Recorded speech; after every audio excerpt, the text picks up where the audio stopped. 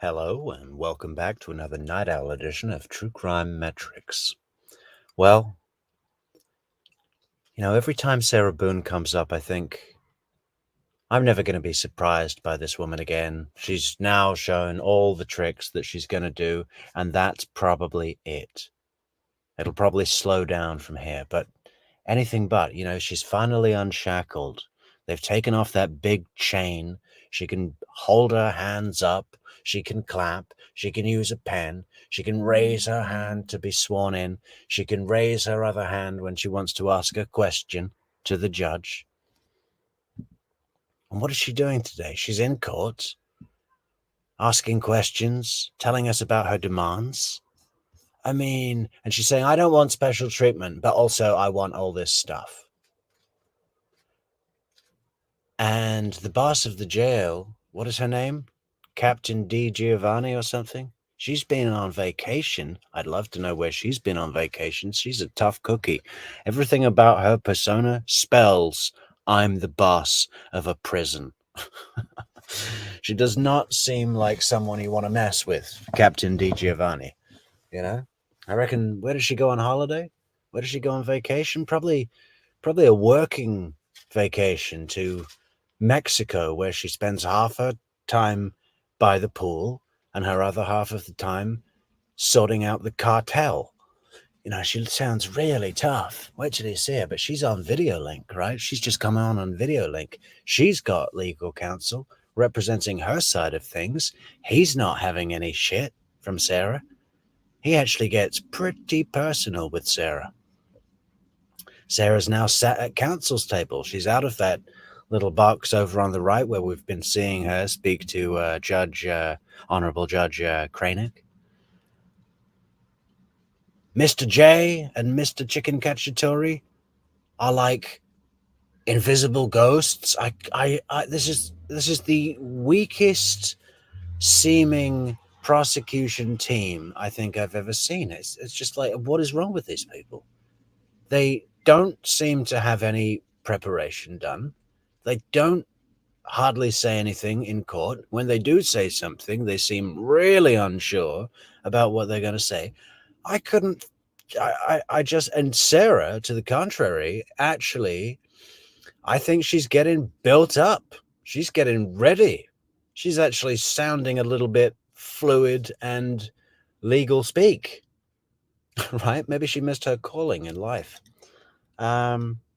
Yeah, so that's what we're going to be checking out today, guys. This was a case management hearing from yesterday. As we all know, this judge is wanting to monitor every step of the way with Sarah to safeguard against that appeal, because I think he's been listening to our opinions here at True Crime Metrix. Judge Kranick could be a subscriber of the show and has realized that a lot of the public opinion is worried about Sarah having an appeal, and maybe a successful appeal. Now, I probably think the court, depends how you feel. I know it's nice to think that a court really does care about justice, but at the end of the day, they've got a list of things to get done and a responsibility to get them done in a timely fashion. And there's a lot of stuff that happens in courts collectively that shouldn't.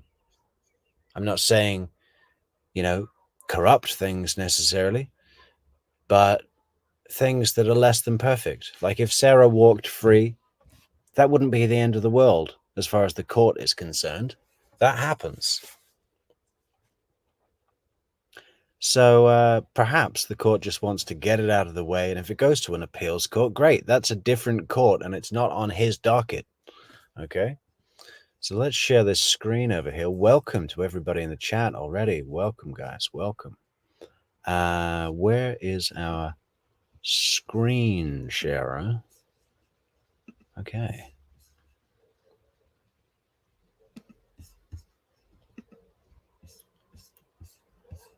Okay, the audio doesn't start for a couple of minutes here, guys, but I just want to see the beginning with Sarah getting these chains removed, right? There's this big hoo-ha about, well, how is she going to be restrained? What are we going to do? How do we make sure she doesn't punch the judge? And I don't really get this. She's a small woman, and okay, maybe she's a scrapper. But even this bailiff right here, this black lady, she could take Sarah down in just with one elbow. Quickly. They've had really big, sporty, strong guys in here that get taken down quickly, you know? So I don't know what this big fuss is about. Does she need to be leg shackled? You have some friggin' bailiffs by the door, some friggin' bailiffs near her, and if she steps out of line, she gets a crack in the head. That's the old book. Okay? So yeah, we'll see what happens with the leg irons or whatever it is, you know. Let's just crack on.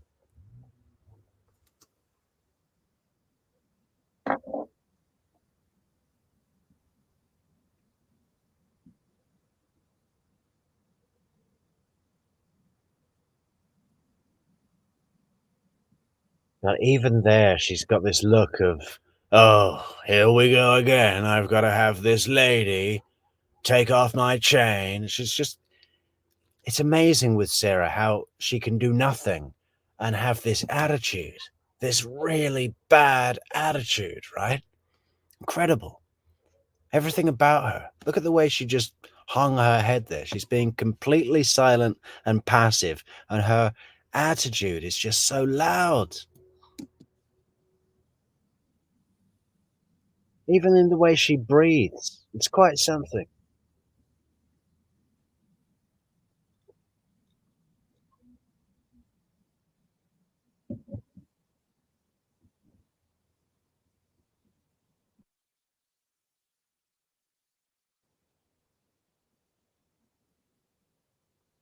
Okay, there's a couple of minutes of nothing here, guys. Let's see if we can fast forward this stuff. Oh yeah, who's this lady?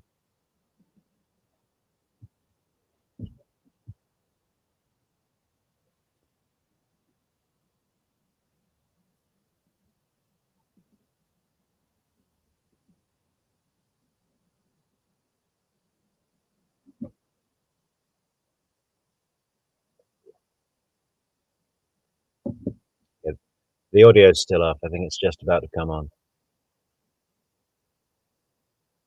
Oh, come on, audio. Is to have Ms. Boone proceed first with anything that she'd like to tell me. I will hear from the state if they have any position on the matter, and then I'll hear from you, and then the court may be in a position to make a ruling at that time. Thank okay? You, yes, ma'am. Have a seat back there. Or wherever you feel most comfortable. I can just sit back there while okay, thank you. Until you're ready here. Thank you, ma'am. All right, Ms. Boone, you can proceed, ma'am. First and foremost, I do not know what it is that you are referring to. When you say you do not know what I'm referring to, what do you mean? Motions were filed by the WFTB and the. So Sarah's picked up a few tactics from her previous hearings in court. Do you remember how when Sarah would use ambiguous terms such as, for the most part, I could open my files, and the judge would say, ma'am, I don't understand what for the most part means because it's non-definitive, and if it's in court, it needs to be facts that are said as facts and not left to this interpretation, right? Well, that's Sarah's big thing now. You know, that's Sarah's big thing. She does it multiple times throughout this hearing where she's like, could you define that more scientifically? And she does it to the judge directly. Orlando Sentinel? Yes, ma'am. So there was a motion to intervene for the limited purposes of opposing closure that was filed on August 12th by WFTV. It was sent to you by U.S. mail at the correct inmate legal mail address on August the 12th. And the Orlando Sentinel's motion to intervene and notice of joinder was filed on August 13th. And it reflects it said the certificate of service was August 13th, and it was sent to you at the. Udi, I don't think that's the right link, man. Let me get the link here. The link for the Discord, the link for the fantastic Discord that's free Yeah, Udi, wherever you're saving that Discord link, delete it, because this is the working one. Here you go. Fantastic Discord, guys. It is very funny in there at times. Everyone should join the party. 24/7 Metrix. Same legal mail correspondence address at the Orange County Jail. Have you received either of those motions? I have not. Okay, I have copies. I have extra copies. Oh, perfect. All right. And I do apologize on the Sentinel one, but the e-portal was down for a little while, so while we attempted to file it yesterday, it actually got filed. That's why I was saying it. The certificate of service reflects the 13th, but the filing information is of this morning. All right, Ms. Fugate has, I am pronouncing your name correctly, am I not? Yes, you get your. Thank you. Ms. Fugate has provided copies of those motions. So Ms. Boone, if you'd like to take a look at those, feel free to take your time to review them. And then after you've reviewed them, I may have the opportunity to answer any questions you have about them if I can, and then we can proceed. Your Honor, there are also some circuit court cases that I know are in the report that might be hard to find. I have extra copies of those if anybody would like them. If you want to provide those to Ms. Boone as well, you can do so. Audio's on maximum, guys, but at the beginning here, some of the people are mic'd up, some of them are not, but it does level out in a few minutes. So thank you. State, do you need a copy of them? All right, thank you, sir.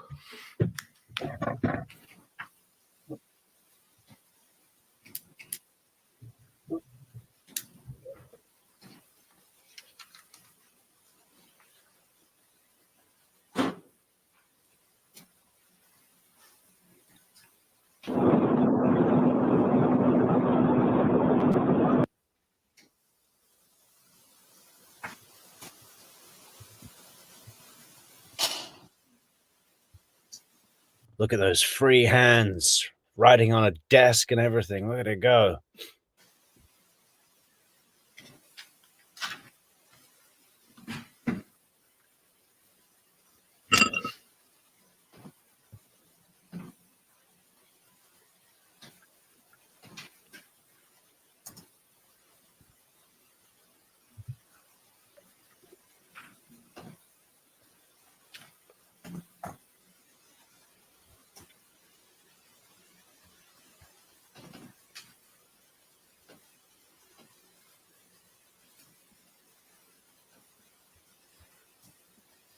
Hello, KMA.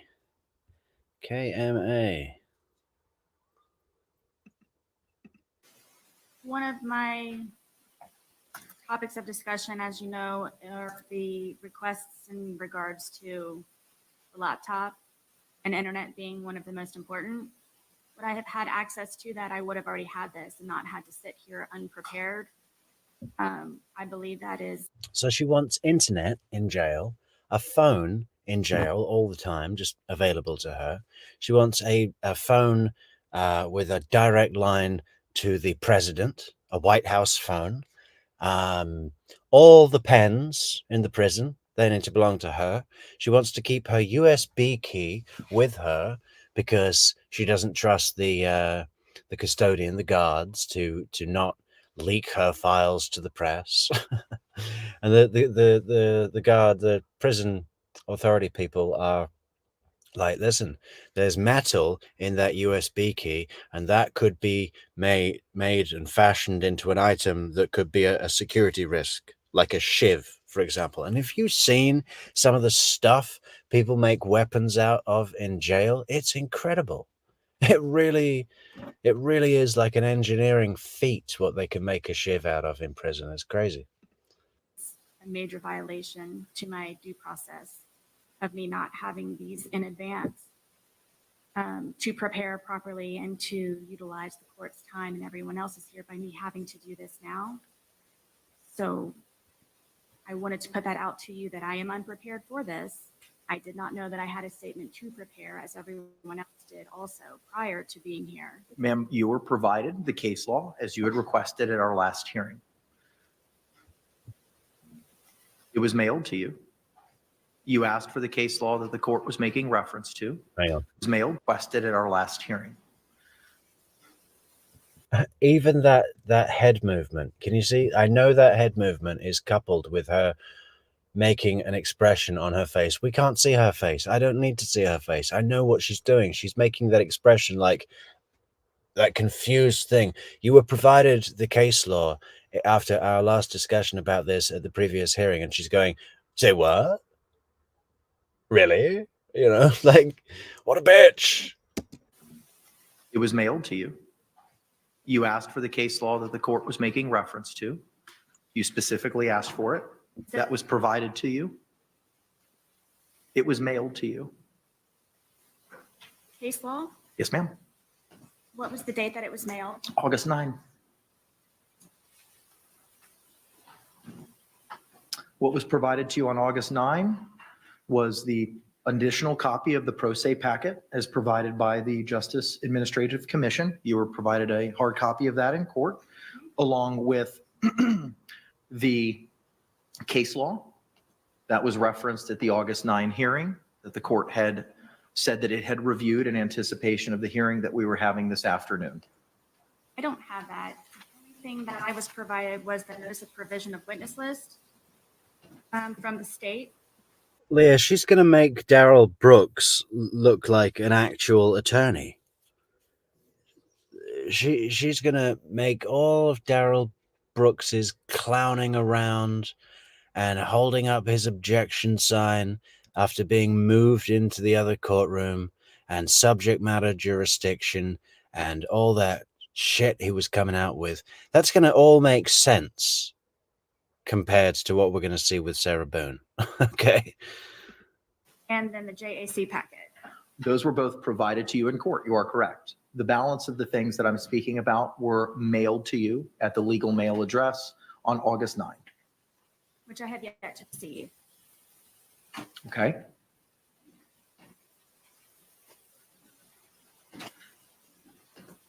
Ma'am, with regard to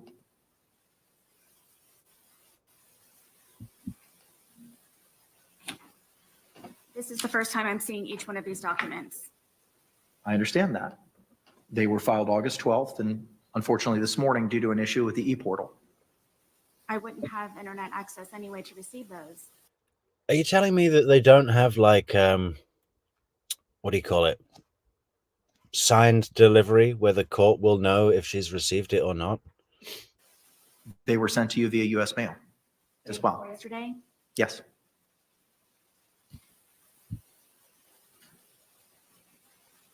So you're not wasting the court's time. You can feel free to review those at this time.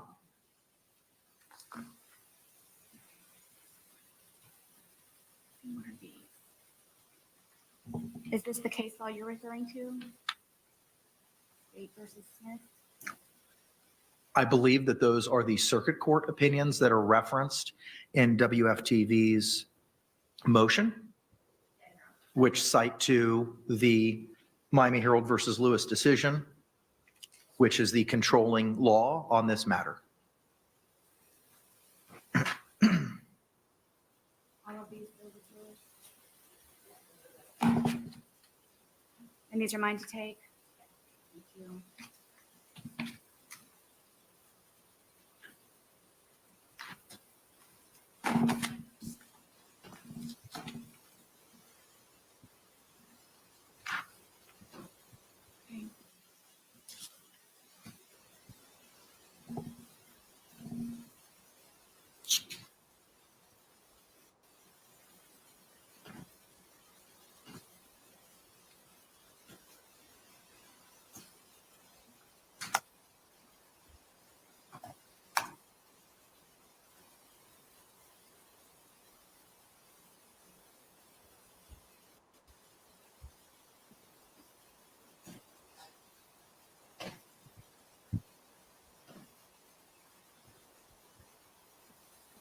Rabbit, it's actually called a stun cup, and we don't know where she wears that on her body. We can only imagine. But I was saying earlier that you could not trust me to be the guard in charge of that device. You know, if there was ever a way to lose your fucking job and have it be worthwhile, this is it. You know, I would just be pressing pressing the button. Whoops. Sorry. Did that go off? Did that 50,000 volts just go off on your stun cup? Sorry.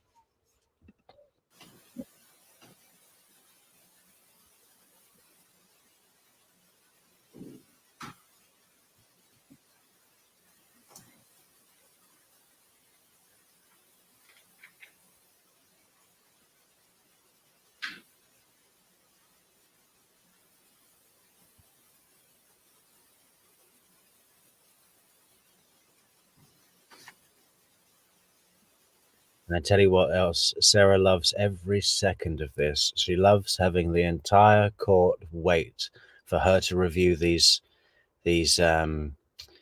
documents, you know. It's on her timetable. This is the most empowered she's been in 5 years. 4.5, 5 years, you know. And a little later, she gets asked whether or not the boss of the prison can be dismissed. And she waits just a few seconds longer than it would actually take to make that decision, and then goes, yeah, you can let them go. Loves that, loves that.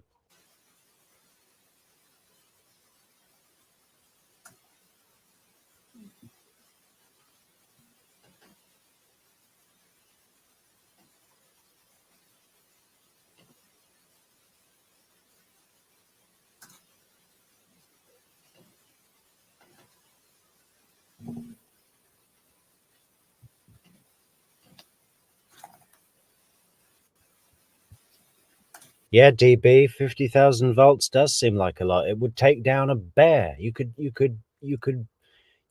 immobilize a grizzly with that amount of voltage, right? I mean,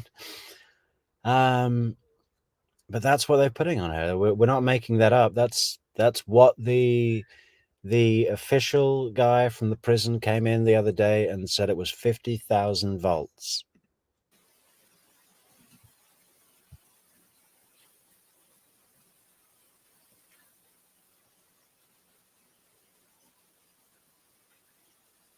Wow, I bet that felt good, Sarah, getting to scratch your head. You can scratch your head and hold a document at the same time. Check it.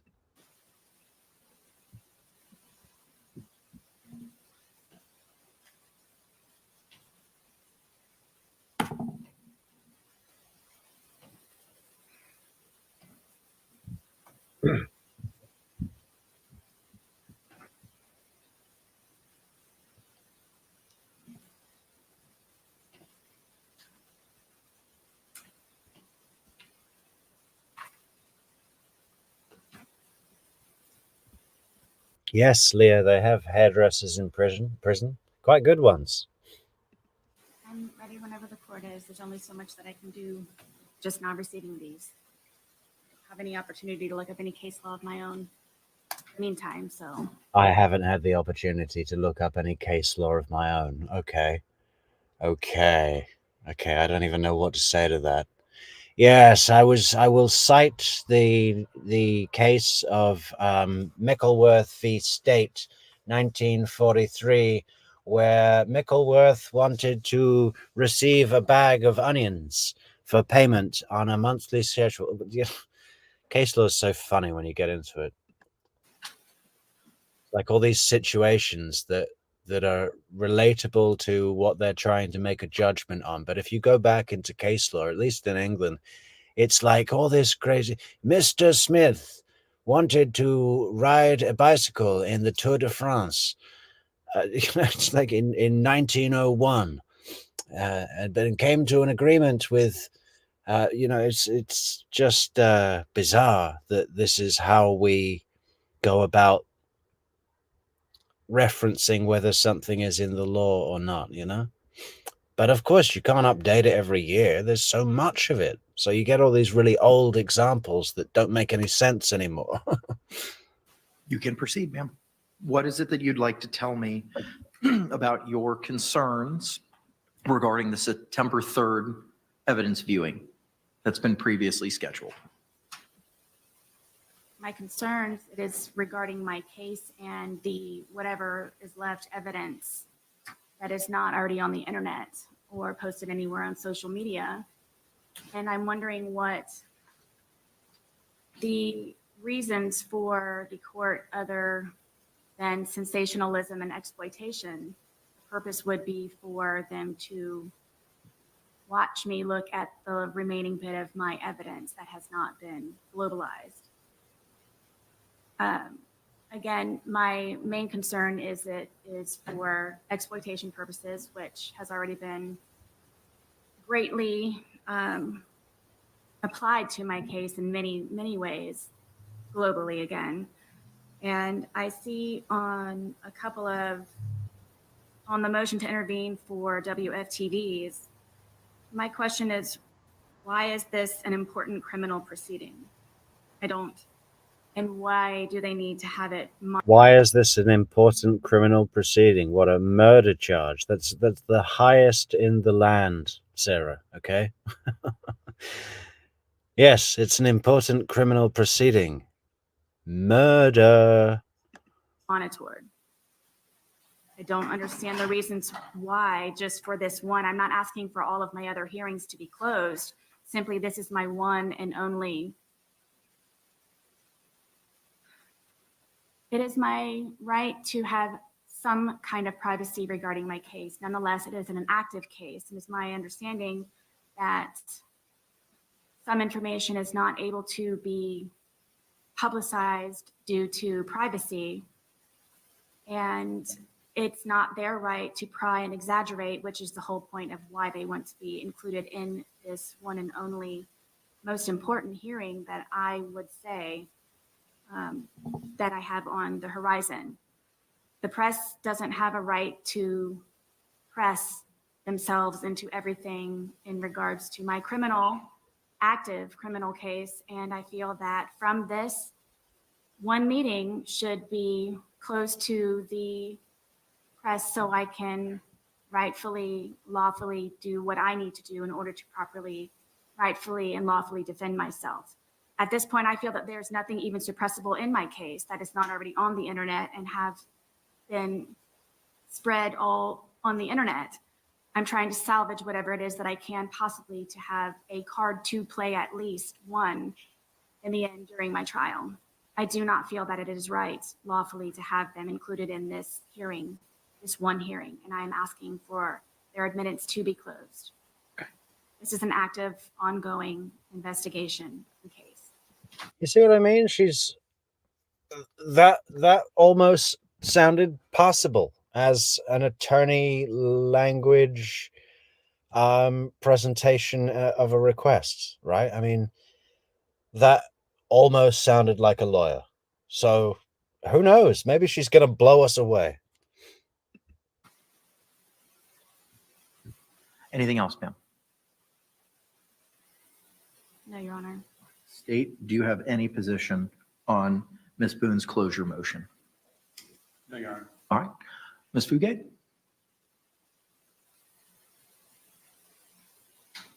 Thank you, Your Honor. I think Ms. Boone's argument really flips the question. It's not why the media wants to be there. What transpires in the courtrooms, even pretrial hearings, is public property, and there's a right to be there. I'm not going to go over the Lewis test because I know Your Honor knows it well, but it's a very strict standard, and it's the plaintiff's burden to meet. I haven't seen a case in Florida where a criminal case was closed on a defendant's privacy concerns. We're not talking about third-party privacy concerns or something that's not inherent in the proceeding. This is the evidence. And even with respect to the evidence and it being an active, still an active case, Florida law is clear that once discovery is provided to the defendant and accessible to the defendant, that becomes public record. That too becomes open to the public. So with respect to the first part of the analysis, I don't think the defendant has established that this hearing needs to be closed to protect her fair trial rights. Publicity isn't necessarily synonymous with prejudice. So Sarah has got this big issue. I mean, she doesn't really have an issue, right? She just wants to claim as much as possible anything she can that if she gets convicted, which she almost certainly will, that she has got as much as she can to take to appeal. So she's making this big thing about the press because the portion of her discovery that was able to be digitized and either delivered to her on a USB key for her to review on a laptop, or given to her in paper format in the big bankers boxes, builders boxes, painters boxes, whatever the hell they are. She's reviewing that, but there's certain evidence, like physical evidence or tangible evidence, that she can't review in the jail because they can't store it, they can't keep it securely, like the suitcase, for example. She's going to have to review it in the courtroom because that's the only place that the judge has jurisdiction to bring her and to control her when she's not actually in the prison or the jail. So Sarah's got this big issue about the cameras being there. But straight after the discovery is provided to her, the discovery is public material as well, that the press will be able to have a list and see, like we all see the lists. We see what's coming in, right? Sarah, what are you doing, Sarah? Not much. This, she has to show widespread adverse hostile publicity, and then specifically show why that publicity is going to be aggravated by access to the September 3rd hearing. The discovery in this case has been public. I'm not sure what specifically would be aggravated by access to the hearing. So I don't think she's met that first burden under Lewis. And importantly, the admissibility of evidence, Ms. Boone said she didn't think there was anything suppressible, but even if there was, courts often suppress evidence but still allow access to the hearings and the evidence themselves. That's fairly routine. That alone, just the potential admissibility, that alone is not a sufficient reason under Lewis to close a hearing. And as Your Honor is aware, there's plenty of alternatives under the second factor to protect the defendant's fair trial rights. You know, careful questioning and jury selection can protect against publicity. The courts of this circuit have had their fair share and are well familiar with high-profile cases, and they are well equipped to insulate and protect juries from even prejudicial publicity. And finally, any closure would have to be effective and broader than necessary.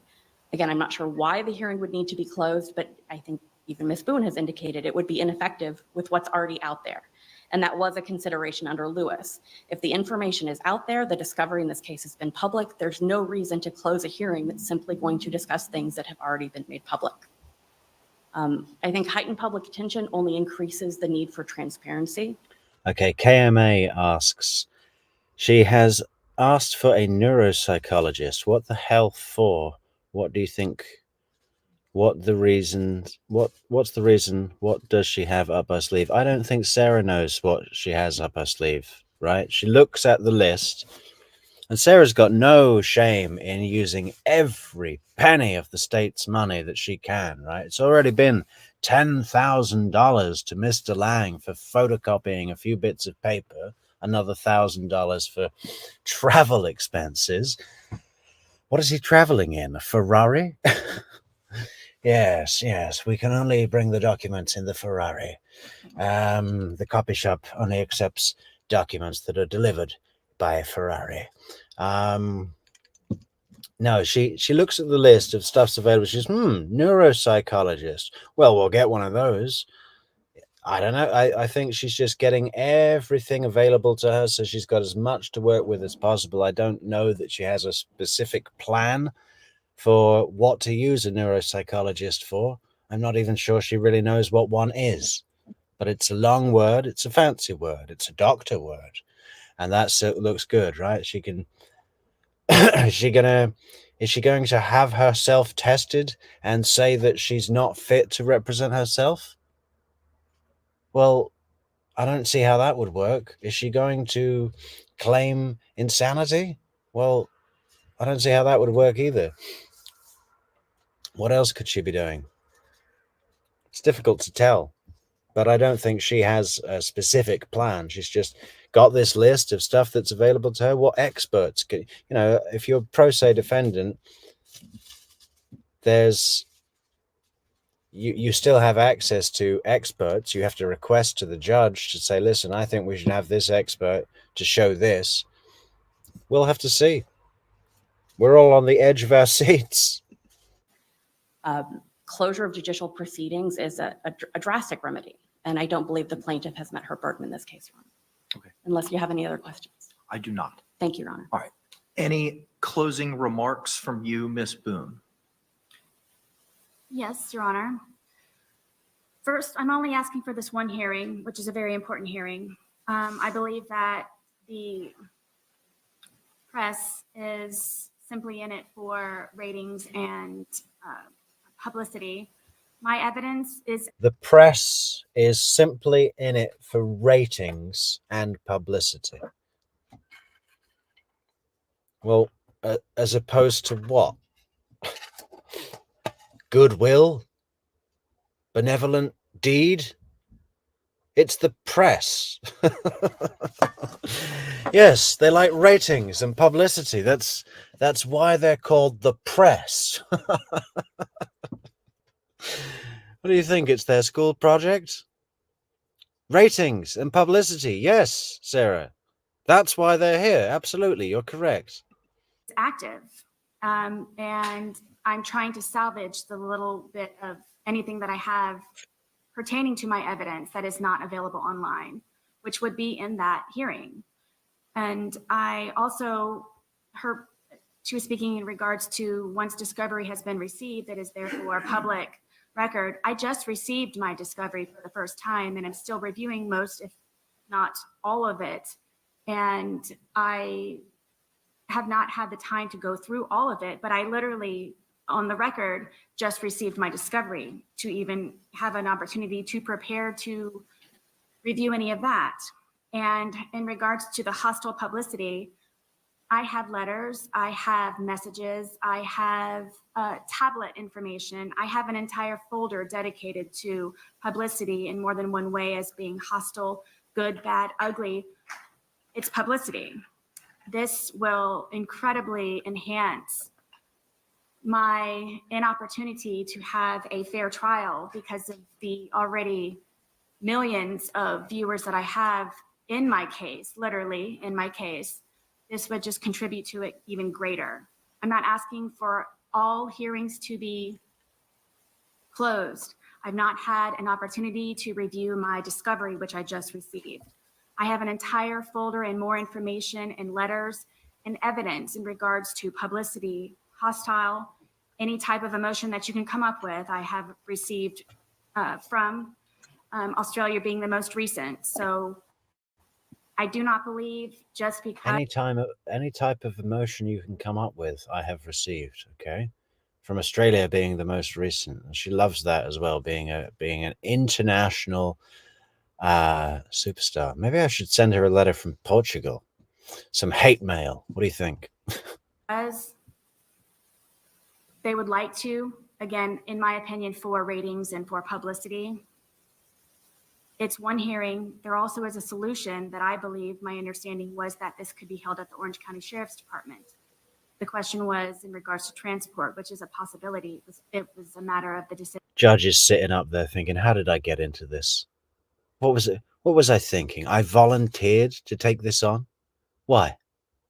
I didn't go to law school and do all those years of practice to sit here on this. You know what I mean? He's so just like waiting for her to finish. It doesn't matter what she says. He's trying to pay attention, but he's just, all he can do is ask himself why he is here. Decision being with the court. I would like to be able to properly prepare for this. Would I have received everything prior as everyone else did? Having the internet would have helped also in regards to receiving the notice via email, as everyone else had. I'm sitting in front of you, yes, unhandcuffed, but I am unprepared for this rebuttal in regards for me to have privacy, expected privacy to a certain degree, and by law, to have this one hearing closed. And we also have an active case that is ongoing, active evidence, and there's a solution for it to be held at the Orange County Sheriff's Department as well. Okay. Anything else from the state? I wasn't going to bring it up until after the ruling on the motion, but the parties have reached an agreement to do this on our own. And as soon as that gets accomplished, if it's accomplished to both of our satisfaction, then I'll let the court know so you can free up the hearing time. Okay, we'll address that momentarily. Ms. Fugate, anything else? All right. Under the Miami Herald versus Lewis case, ma'am, Ms. Boone, you had the burden of producing evidence and proving by a greater weight of the evidence that closure is necessary. What has been presented today has failed to meet that burden. Your motion to close the September 3rd viewing is denied. The court will follow up with a written order that you'll be hand delivered today. Ms. Fugate, if you don't have no longer any business before this court, you are free to go, ma'am. Thank you. Have a pleasant afternoon.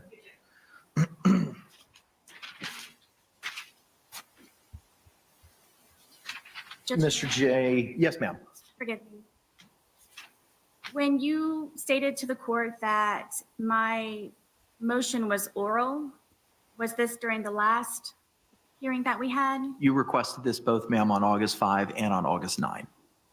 What was it specifically that I requested? You had requested privacy with regard to the September 3rd hearing. And I advised you that I needed to look at the law on it. And you asked again on September 9th when we were going to address it. I said that we would address it on the 14th. You asked for copies of the law, and those were mailed to you on the 9th. Which I have yet to receive.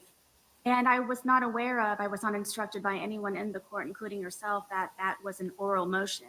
If I needed to actually do a proper motion, I would have correctly done so. That's why we had the hearing, ma'am, because you asked for it orally. So you orally moved or attendantly moved to have that motion heard. And we set it up for today, since we already had the hearing time carved out, to address you receiving the hard copies, which seemingly has already been remedied. And last week when we had our hearing on the 9th, I said, I don't want to lose that hearing time because we already had it carved out. So we would proceed with the hearing on the privacy issue at that point in time. You then asked for the case law. I said, absolutely, I will get it to you. Mr. J had advised that he was familiar with the case law. But regardless, it was provided to all parties and mailed to you on the 9th. Which I have yet to receive, and I was not instructed by anyone in the court that that was an oral motion for me requesting privacy. I thought it was just a comment that I could have on. What if mentor lawyer comes in at the last minute and takes the case? That'd be strange, wouldn't it? I don't think he will. I don't know much about his visit to Sarah. Does anybody know the ins and outs of what all that was about? I haven't had time to look into it at all. But yeah. Record. Ma'am, I don't need to do anything further. that's why we set the hearing, because it was something that you had asked for. And that's clear in the order that was provided to you on the 9th as well. It says that we would have a hearing today on the 14th. And when did I receive this? Well, that was orally told you on the 9th. The letter itself was mailed to you on the 9th, but the order itself was read to you during the course of that hearing. Specifically, on August 14th, 2024 at 1:30 p.m., a hearing will be held in courtroom 12A, Orange County Courthouse, 425 North Orange Avenue, Orlando, Florida 32801, regarding defendant's review of the USB drug drive, which contains the state digital evidence. The defendant's August 7th letter to the court, delivered to the court on August 9, and the media's participation in the physical evidence viewing on September 3, 2024. The pertinent case law is attached. That was all addressed with you, ma'am, on August 9 here in open court. In the order I have yet to receive. But it was read to you, ma'am. It was read to you as to what we would be doing today, and that we would addressing the issue regarding the media's participation. And that's when you asked for the case law. And I said, I will give it to you. Absolutely. And it was all mailed to you on the 9th. I'm not ever sure of what it is that I'm supposed to be doing with, I guess now, oral and also in writing. And again, I'm sitting here waiting empty-handed for everything that was mailed to me day before yesterday and or could have been readily available on the internet, which I do not have access to. So I'm guessing that your verbalization of the order that you read to me, which I have not received, is supposed to suffice. Ma'am, you were told about the hearing in open court on Friday, August 9. If I knew to be prepared, I know that everyone knows that I would be prepared, which I am unprepared because of. That's certainly. If I knew to be prepared, everybody knows that I would be prepared, that I am unprepared. My hands may be free. What is it? What does she say? I may be unshackled, but I am unprepared.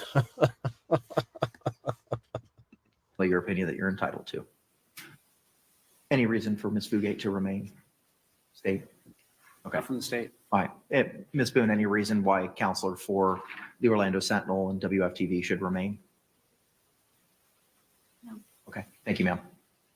All right. In addition to what was set to be addressed today, which was the Ms. Boone's review of the USB jump drive, which contained the state's digital evidence, Ms. Boone's August 7th letter regarding her requests from the Orange County Jail. Mr. J, you made reference to a potential change in the September 3rd meeting. I want to hear about that, sir. I believe we have reached an alternative solution to an evidence view with the defendant. And as soon as that is accomplished to both parties' satisfaction, then I will notify the JA so that we can release your hearing time. Okay. I know it's valuable. Can you explain to me what the proposed plan is for the viewing? There will be a time and place where the evidence will be brought, the defendant will be brought, and she will be given as much opportunity to experience an evidence viewing like a defense attorney as possible. Her investigator will be there and allowed to take photographs and ask if he wants any particular bag of evidence opened so that it can be photographed. Well, Mr. J, why didn't you bring this up 10 minutes ago when we were just talking about having all the press in here when she's going through this? Yes, I'd like to bring to the court's attention that we have made our own arrangement with the defendant. And none of this, what you've been discussing, matters at all. But I waited until telling you about this now because I was distracted by my co-counsel, who seems to be having an epileptic fit. He's forgotten his raincoat, his magic raincoat, and now is having an epileptic fit. Inspected, tested, copied as provided by 3220 in the criminal procedure rules.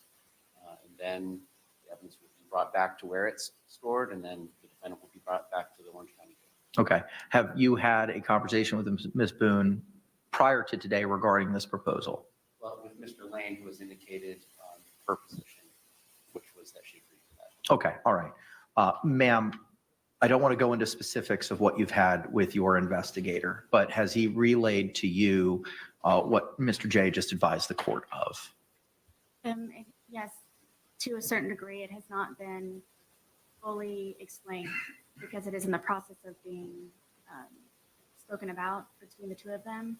So yes, I do know that that is a solution to my request. Okay. And did you understand what Mr. J advised the court of today regarding how that process for you viewing the physical evidence would be? If you could please do so again. Sure. If you could explain it again for Ms. Boone, Mr. J. When the defense attorney wants to do an evidence view, we typically go to where the evidence is stored and the law enforcement agency. He or she can bring an investigator, and an investigator will take photographs if so requested. We typically don't let the defense attorney manipulate the evidence from her for herself. The CSI, who will be present as well, which is the crime scene investigator from the law enforcement agency, will be the person who manipulates the evidence on the cutting paper. And then you will have the opportunity to review, test, inspect each piece of evidence. So for instance, I'm not saying the evidence, but a piece of clothing, front, back, you have the CSI turning inside out, those sorts of things. And then it's documented by the investigator with photography. Man, I've just had a look at the pro se packet sourced by our fantastic program manager, Amy. It's 151 pages long. I tried to open it in Google Drive and it said, this is too big to open online. You need to download a copy. Man, 151 pages of legal speak. You see, this is the pitfall of representing yourself pro se. I mean, a lawyer would learn this fucking document format in law school and be able to read it pretty quickly. It would take me a month to get my head around this. Look at it. It just goes on and on. We're not even halfway down the document yet. All these tables, legal speak tables. Jesus. It is a tall order to get Sarah Boone to represent herself in a couple of months, less than a couple of months. I don't even think I'd be able to read the whole thing by then. Okay, there's not much for us to go into. We wouldn't even know where to start right now. I'd print it all out, but I don't think I would have enough ink. Man. Or paper. Jesus, 151 pages. Okay, let's come back to that another time, maybe.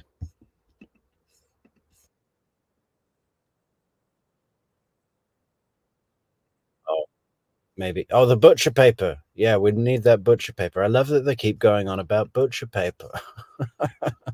Do you have to call it butcher paper, buddy? Can't you call it evidence paper? Just got to reshare this tab. We lose the audio when we change tabs, guys. No contamination for any potential DNA testing. And this is basically how the process goes on for physical evidence. If it gets opened, it'll get resealed by the CSI right there in front of all of us. Good point, Rabbit. Australians are not in the jury pool, okay? I'm very worried that my discovery evidence has been viewed in Sydney and Melbourne. I'm getting letters from Melbourne. And that is impacting my right, my constitutional privilege to a fair trial. Fair and impartial jury members will not be coming from Melbourne. CSI will reseal the tape, re-put his or her initials over it with the new date. So everybody will be on the same page about why it was open, when it was open, so on and so forth. Thank you for that. If I may, is it closed or is it open to? No. People that are not involved with the case will not be there.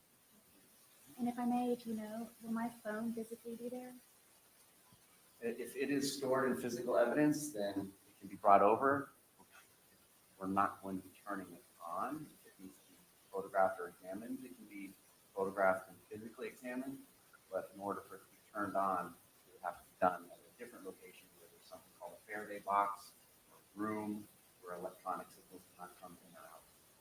Do I need to write a motion for that? For what? For your phone to be brought over and turned on? If I can extract any type of. Yeah, Mr. J, you don't understand one thing, Mr. J, okay? Sarah Boone needs to put her phone in the Faraday box to examine it and turn it on. I mean, why does she keep going on about turning on her phone? I don't know. She doesn't know. Nobody knows nothing around here. The judge has given up just completely. He's already on the golf course. Mr. J is about to take his own life. And Sarah Boone needs the Faraday box, okay? What is that? I guess it's what did he say? Where a place where you can't bring in other electronics that could somehow tamper with the evidence and with radio signals or something? Information from it. So, like we discussed in the last hearing, that would be up to you to hire a digital forensic examiner, and then we would make arrangements with that person so that he or she could image the phone in the same manner that it was imaged by law. Thank you, I'm grateful. Welcome. Okay. All right. Then, ma'am, after having Mr. J explain that alternative solution to the evidence viewing, is that something that you would like to participate in? Absolutely. Okay. So then is it the parties' agreement to no longer have the evidence viewing here in open court on September 3? That's the state's position, but again, been doing this long enough to know that you can never predict every possible hiccup. But I will defer to the court if you want to free up your hearing time now or wait until we're able to tell you that we're satisfied. Okay. Ms. Boone, are you in agreement with that alternative solution? At the Orange County Sheriff's Department? Wherever the viewing is going to take place. I don't know that a specific location was identified, but yes, where it's going to take place. I am. Okay. So then here's what we'll do. I will keep the hearing for now. The deadline to have that viewing as set forth in the August 5 scheduling order and notice of hearing will remain of September 3.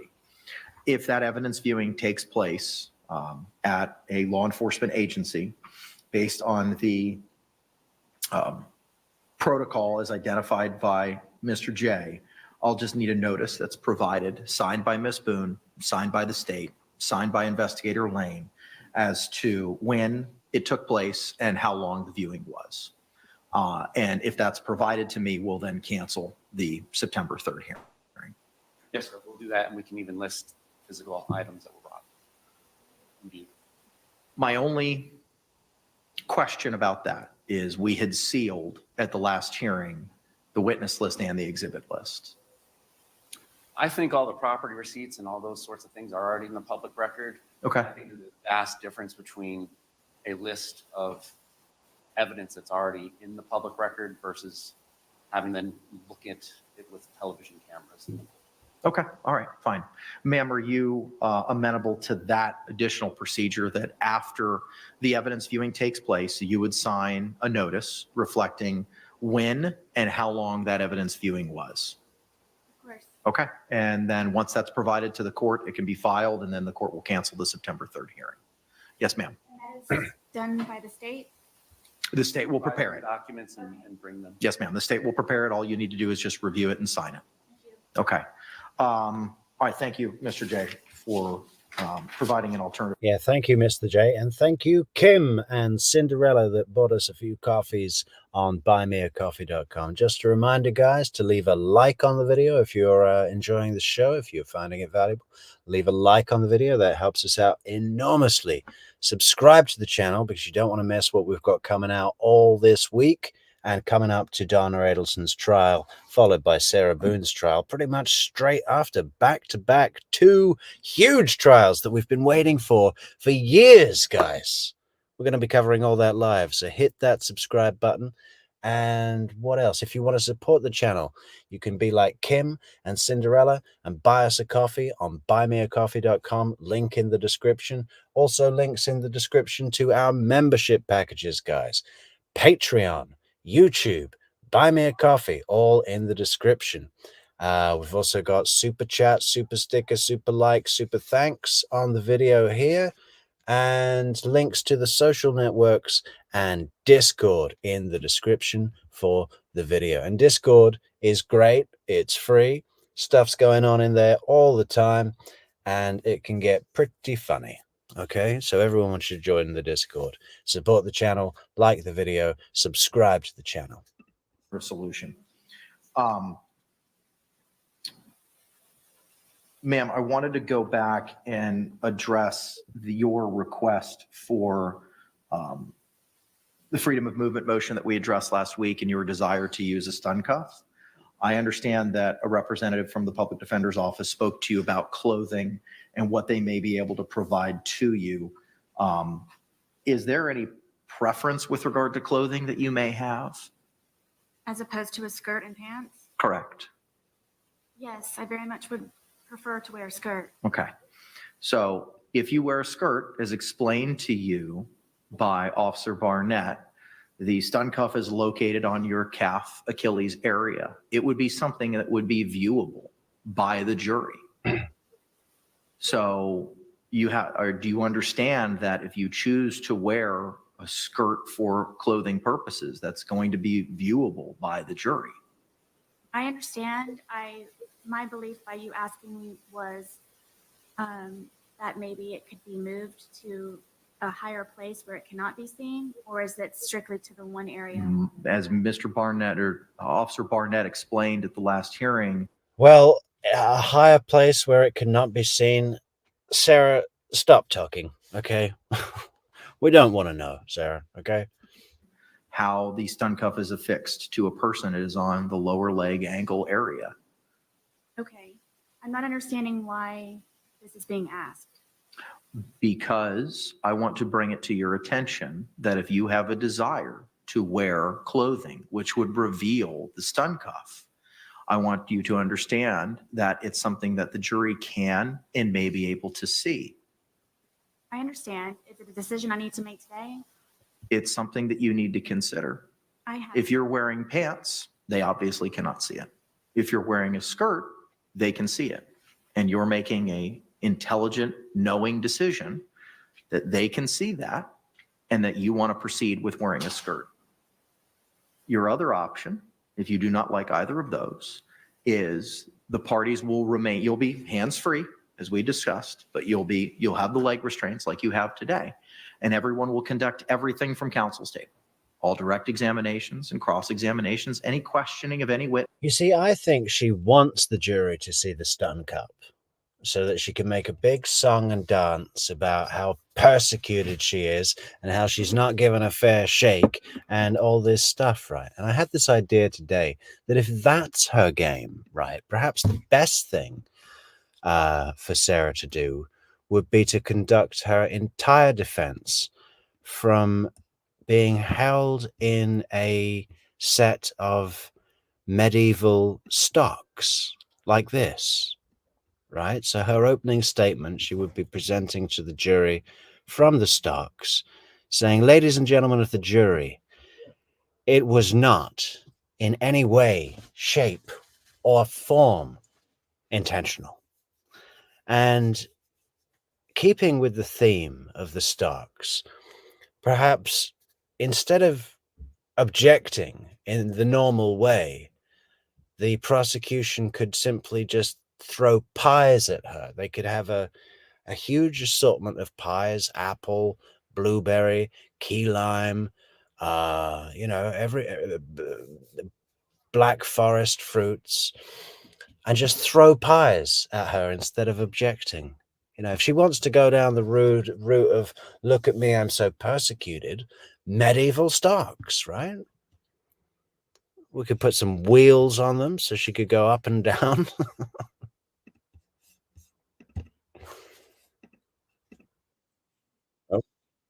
Any opening remarks or closing arguments or opening statements will be made from counsel's table. You can certainly stand, but we will not have the opportunity to walk around the courtroom. Now, I know that we talked about in our last hearing that we would have another hearing when we have our trial case management in September, addressing the box as to where everybody would go to. And last week on the 9th, I said that we would limit access from counsel's table to the podium, and we wouldn't be allowed to approach a witness or the jury. And those same restrictions would be placed on the state as well. Now, I'm not telling you what to do. I'm just giving you a series of options. Because if you want to wear a skirt, you have to understand that the jury can and will be able to see that device that's affixed to your leg. And by my hearings that we have spoken about the stun cuff, they are televised, correct? To the best of my knowledge, the media has participated in the majority, if not all, of the hearings that this court has had with you. Does the court broadcast live, or is it uploaded to the clerk of the court's website? What is broadcasted live? My hearings in regards to all of them, basically, but recently the stun cuff. Is there anyone that would know that I'm already wearing it if they could see it or not? I can't speak to what everybody else knows. So if I may, please, my options are pants hiding the stun cuff, or a skirt with it being visible, or I am able to sit here at the counsel's table with leg chains on and no one is able to move except for here at the counsel's tables. You'll certainly have the opportunity to stand, but we wouldn't be able to move around the courtroom, and those same restrictions would be placed upon the state. Okay, I just wanted to confirm that those were my options. Correct. If I were her, that's probably the option that I would go for. Because if you get the opportunity to put restrictions on the state, you're interfering with how they normally do their business. If you're a prosecutor, you've got a flow. Whatever your flow is, that's how you do your business, right? You see prosecutors that love to run around and up and down and over here, over there to do their emphasis. That's how they've come to hone their skills to get their points across with the jury. If you can interrupt that and change their normal, routine of how they do what they do, you're taking them off balance. You're going to be off balance wherever you are. It's your first time doing this, but the prosecutor is not used to being restricted to their table. If you can do enough little tricks like that to take the prosecutor off their game, that's in your favor. That's what I'd do. I'd prefer to walk around But if the prosecutor's used to walking around and you can take that away from them, that's a win. That's a win. Do that, idiot. And when do I need to make that decision? You don't have to make that decision today. It's something that we can address at the trial case management in September. Ms. Click, I see you raising your hand. Your Honor, I just wanted to let you, so Ms. Boone is aware fully of what the options are with the attorney's office. I have gone through. If you could, before you get to it, and just announce yourself for the record, please. Very thank you, Attorney's office. Yes, ma'am, go ahead. We have gone through the entire holding closet as well as our backup for what we have. As it stands right now, unless we have any donations from the student side that have to match that size, we have 8 pairs of pants, 3 skirts, and 1 dress, and that is every, well, we do have some shirts, but for in terms of skirts versus pants versus the dress, I like that, Amy. Just a suitcase with arms and legs and a head. Yeah. Why not? All this talk about what she's going to wear, just put her in the bag. that is everything we have that would fit in this student size range. So I just wanted that to be aware so that if Ms. Boone is making any sort of decision, she understands the limitations in terms of what we have to be able to provide. Okay. Ma'am, did you have the opportunity to hear what Ms. Click said? I did. Do you have any questions for her? If you could please repeat what it is that you all have available, the numbers. 8 pairs of pants, 3 skirts, 1 dress. Ma'am, do you have any other questions for Ms. Click regarding the clothing that the public defender is endeavoring to provide for you? And if I do come to the decision, I can't always have someone externally bring something into me. Absolutely, you can always have someone provide something in your personal property at the visitation center, which I described as across the street from the Wilson Center. That is not, the public defender's office is in no way involved with that. It was put in your property and the corrections with transport of property. Some people are saying they're not looking forward to this trial because they just can't stand to hear her talk. And I sympathize with that point of view, but I am really looking forward to this trial. She seems to be really getting hyped up about this. I think maybe she's let go of any notion that this is going to be postponed or continued or delayed any further. And she's like, okay, I got to do it. So let's do it. I mean, it's quite something. It's just the opening statement. I'm so looking forward to her. She must be working on it already, right? Trying to shape out the story, trying to think, yeah, what's going to work? What's going to get them on side? What is it going to be? Yes, ma'am. Thank you. All right. Any other questions for her? All right. Can Ms. Click be excused? Yes, thank you. Thank you, ma'am. The next issue that I wanted to address was the review of the digital discovery. Ma'am, Mr. Lane was provided at our last hearing on the 9th, the hard copies of the discovery, the USB jump drive, which contained the state's digital evidence, and digital transcripts of the depositions of Detectives Chelsea Copsell and Scott Lowen. And he was to meet with you on Saturday at 9 o'clock. Did that meeting take place? It did. Okay. What was provided to you, if anything, at that meeting? What he and I did. What was provided to you? What was given to you by Investigator Lane? The digital evidence we went over, and we're still reviewing the discovery, but I don't recall anything physically being handed to me. Okay. All right. And when you say that you went over the digital evidence, are you referring to the USB drive with the 9 items that were identified in the state's exhibit list? Yes, I do have that. We have not concluded going through that. We have other meetings tentatively scheduled, which we will be concluding that also in order to meet the deadline for the objections of the 23rd of August. How many of those 9 items were you able to review with Mr. Lane on Saturday? Not more than one. Okay. were you able to access all of the 9 items on that USB drive? For the brief moment that he and I were able to attempt to do so, yes, they seem to work. Okay, you did not have any issues opening up any of those files. I personally myself did not open all of them. Okay, all right. Okay. It's on our to-do list. Ma'am, Mr. Lane also took possession of the hard copies. Have those been provided to you? They have. They were waiting at the dorm for me upon my return of the last hearing. Okay, and where are they currently? They're located at my bunk area. Okay, and what are they stored, or how are they stored?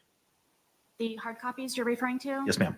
The 2 boxes are at my bunk on the side in between other bunks. Okay, all right. Are they in some type of bag, or is it just the 2 boxes that are right there? Just the 2 boxes. Okay, all right. Do you understand that, you've told me that you live in a female dormitory with limited privacy. You understand by keeping those boxes there may be a risk as to other persons looking at them. I don't have any other choice. Okay, but you understand that that risk exists. Of course. Okay, do you understand that there's a risk that those items could disappear? I understand. Okay, all right. And do you understand that it's your request and choice to keep those documents in your possession? I do, and I'm also requesting in my letter to the captain and to the major to also be able to store all of the USB drives and the hard drive in my locked drawer also for an extra security measure. Okay, all right. I see that we'd have Investigator Lane here. Sir, if you can come back. Madam Clerk's going to go ahead and swear you in.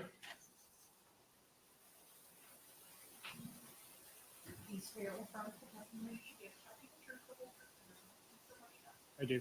Sir, good afternoon. Could you state your name for the record and your affiliation with Prison Break Investigations? Billy Lane, owner and chief investigator of Prison Break Investigations. All right, thank you, sir. I did see that your notice that you provided regarding the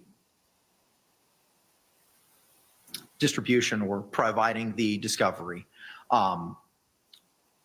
You provided the hard copies and the USB with the digital and the USB with the depositions of the 2 detectives. That's correct. Okay, all right, sir. And Oh, here he is. Mr. Lane, Investigator Lane. Look at that. I think this guy shaves his head every single day. You know, applies a fresh coat of bowling ball wax. What do you rub on a bowling ball? Polish. Bowling ball polish.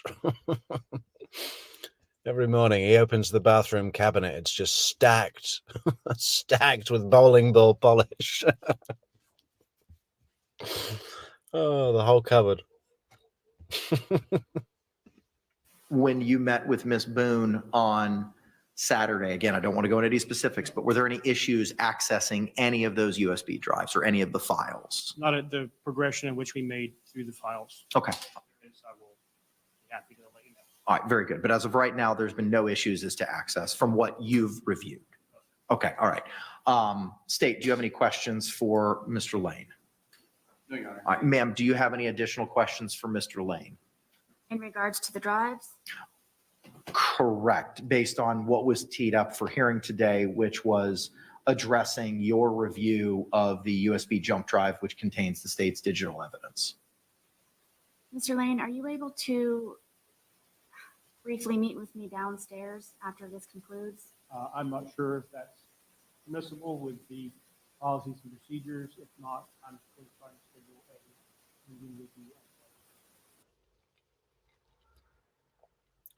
He kind of looks like a cross between the motorcycle cop from The Village People and what is the other actor? I can't remember. Okay. Any other questions for him, ma'am? No, Your Honor. All right, can he be released? Yes. All right, state. Your Honor, Thank you, sir. Yeah, the guy who played Ming the Merciless, that wasn't Oriental. It was a white guy, but they made him look Oriental, right? That's what he looks like. A cross between Ming the Merciless and the motorcycle cop from the Village People. Like as he would be today, not back then. I'm still trying to schedule a meeting with you. Okay. Any other questions for him, ma'am? No, Your Honor. All right, can he be released? Yes. All right, state. Your Honor, Thank you, sir. Appreciate you.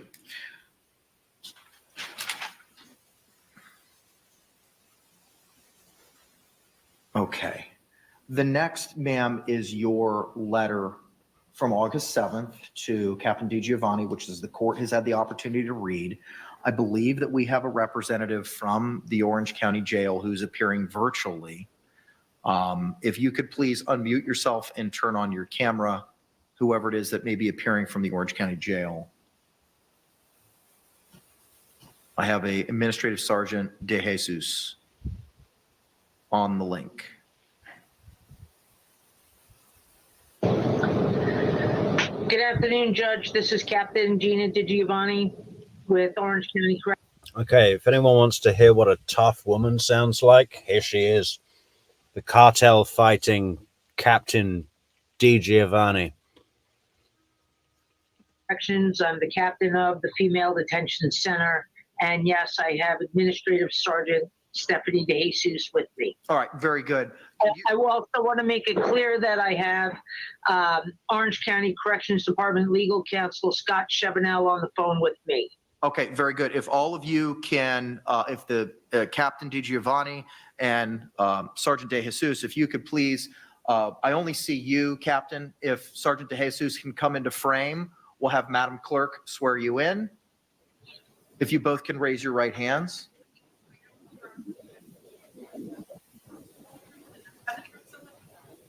Yes, ma'am. I do. All right. Could you both state your names for the record for me again? Administrative Sergeant Stephanie De Jesus. Captain Gina DiGiovanni, Jesus, nobody fucks with a Jesus. Security Operations, Female Detention Center, Phoenix Facility, Genesis Facility. And can I get appearances for legal counsel for the Department of Corrections, please? Scott Chevenel, County Attorney's Office, representing the Department of Corrections. Okay. All right. Very good. Captain, have you had the opportunity to review Ms. Boone's August 7th letter regarding some of the requests that she has in this case? Yes, and if it's okay with you, Judge, I'd like to address each request one by one. Do you have a copy of the letter? I do. And we can proceed with the 7 different items that she has requested. So if you Actually, so with number 1, the request to have her review time extended, I can make the extension in the following fashion. We'd still have to collect the laptop at 4 p.m. This gives the staff and supervisors the ability to conduct the afternoon head count, conduct the meal dinner service, conduct the shift change, and then the evening head count. I am willing to allow. Yeah, the legal counsel in for the jail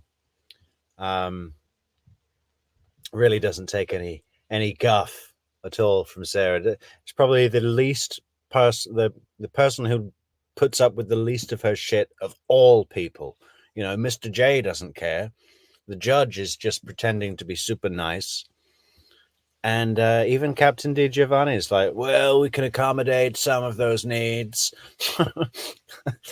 But the legal counsel does not like Sarah, does not like this game that they're all playing, right? He's like, listen, lady, what you're saying is bullshit. Her Sunday through Thursday to get the laptop and the USB drives from 8 p.m. to 10 p.m. and Friday night and Saturday night from 8 p.m. to 11 p.m. That is more than the requested time that she has asked for additional viewing.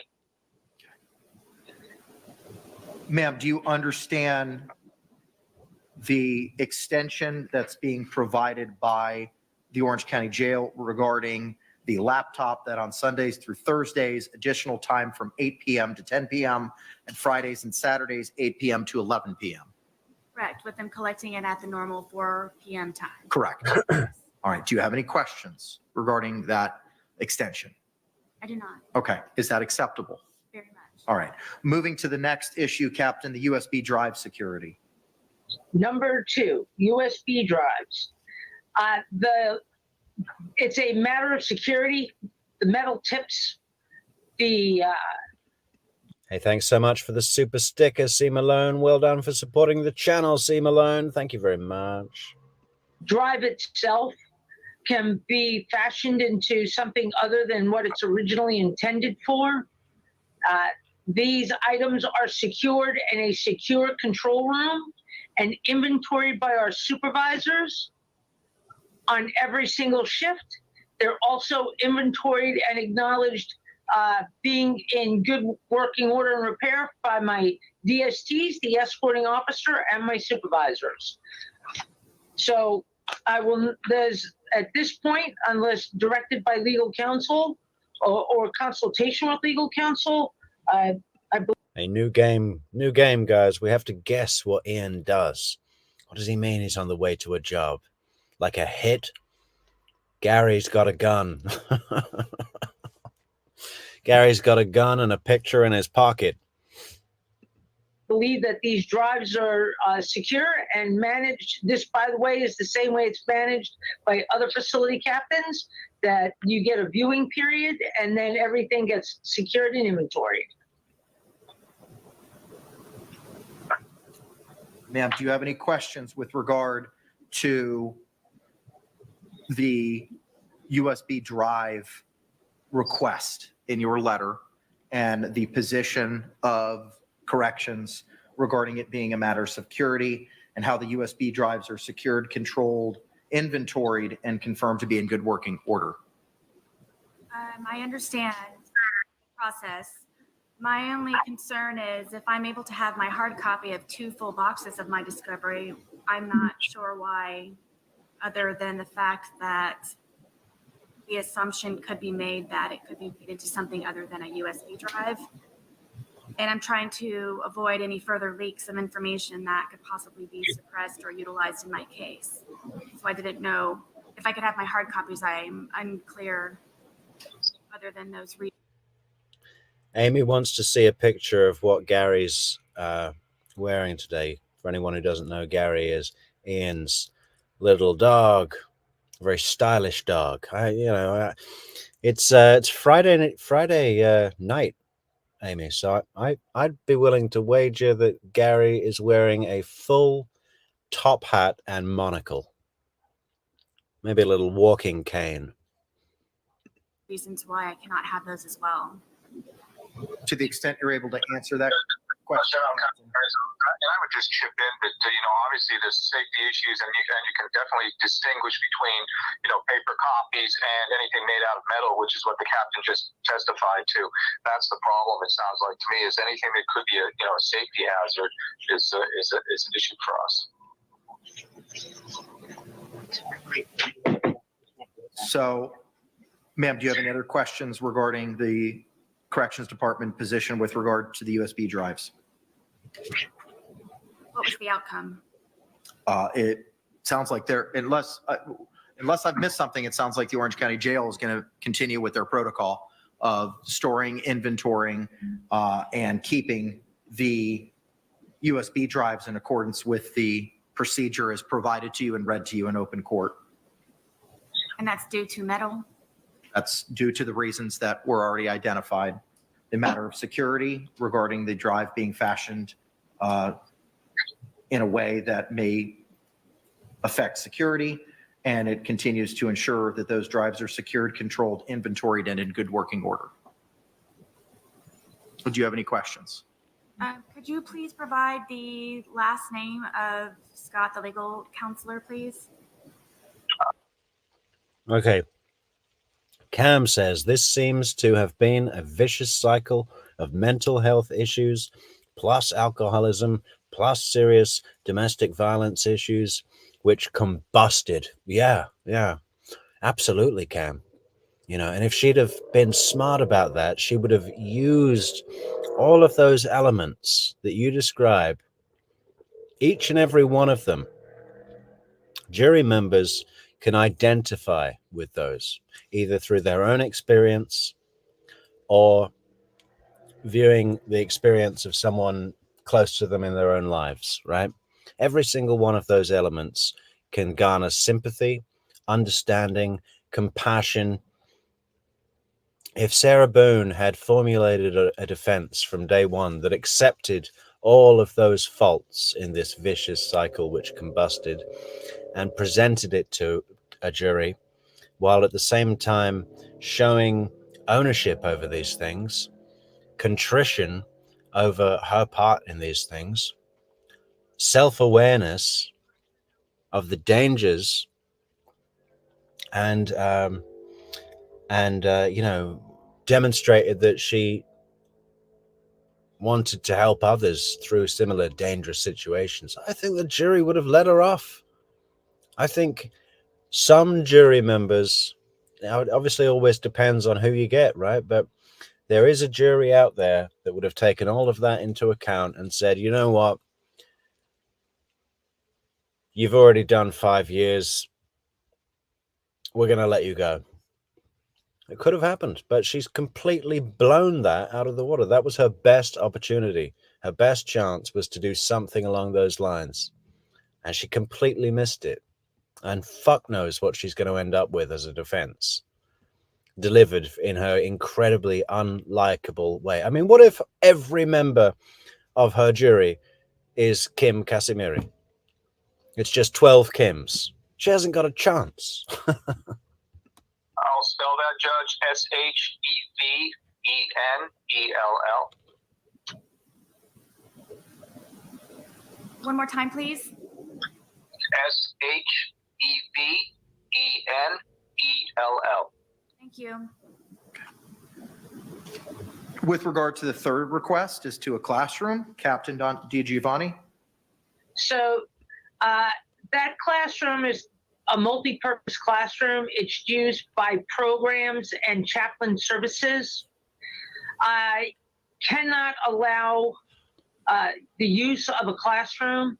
What I can offer is if the defendant is willing, I can move her to a housing unit and place her in a secure cell where no one will disturb her, and she can review and conduct case review. Okay. She will. Sarah's just been given her private room, ladies and gentlemen.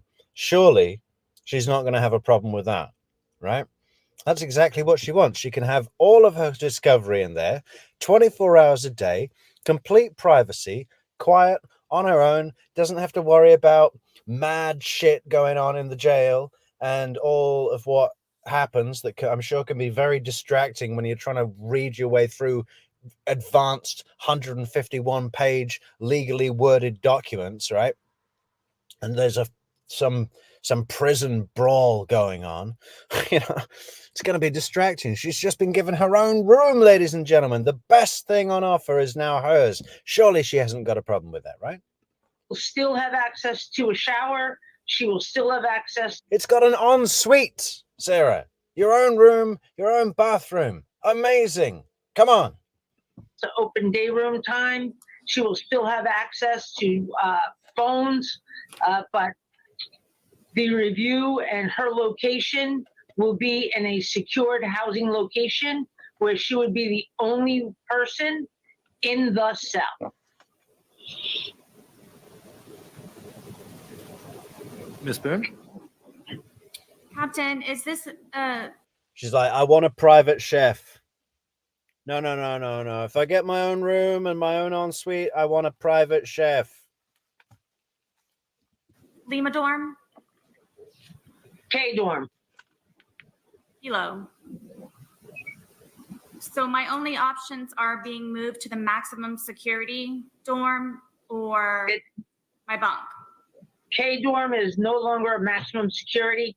It's a multi-purpose area with inmates of varying needs being secured and housed there. So it is not the maximum dorm any longer. That's correct. And I'm unable to utilize the classroom for an hour or two per day while it's dark the entire. That's correct.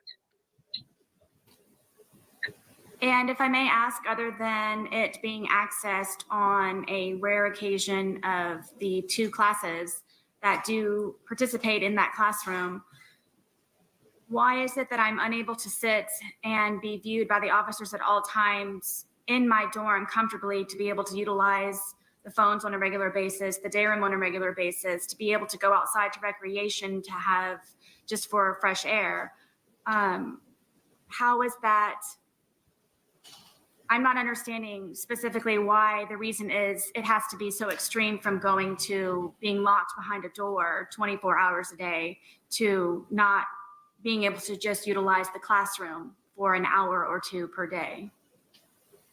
Ma'am, you will still retain your rights as an inmate and have access to all the services and day room time that you currently have during the same operational hours.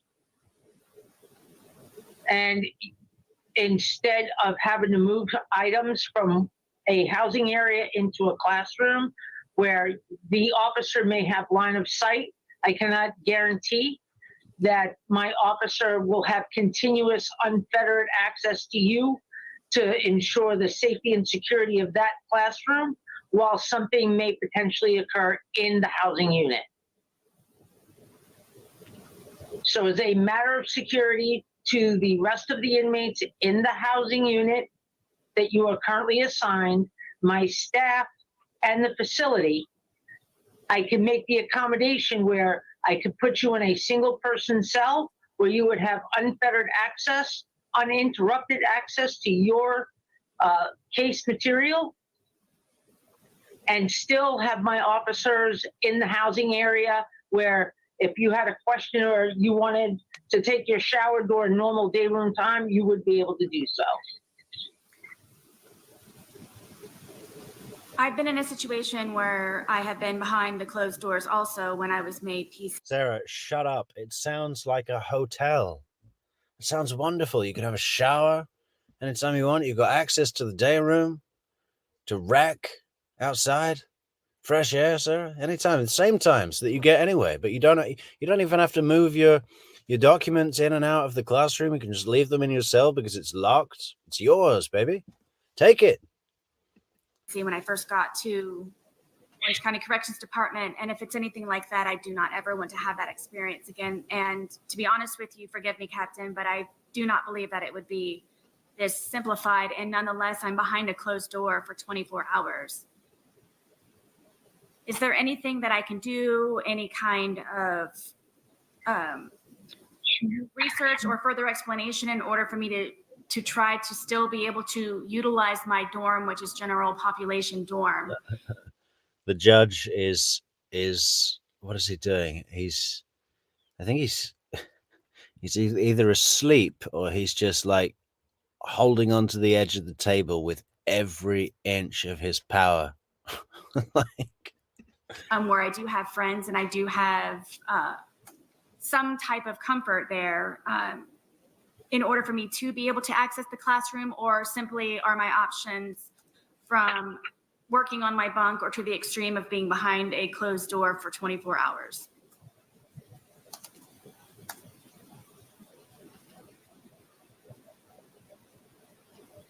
You're not behind a closed door for 24 hours. You've got the rec room, the day room, the outside rec.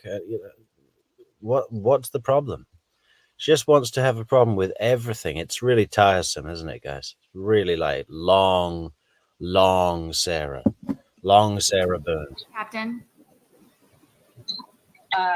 Judge, I'm going to object to that question. It calls for her to speculate at this point as to what all the other alternatives may be. She's simply here to, responding as to this particular request, and now she's asking her this broad general question about alternatives. The objection is sustained.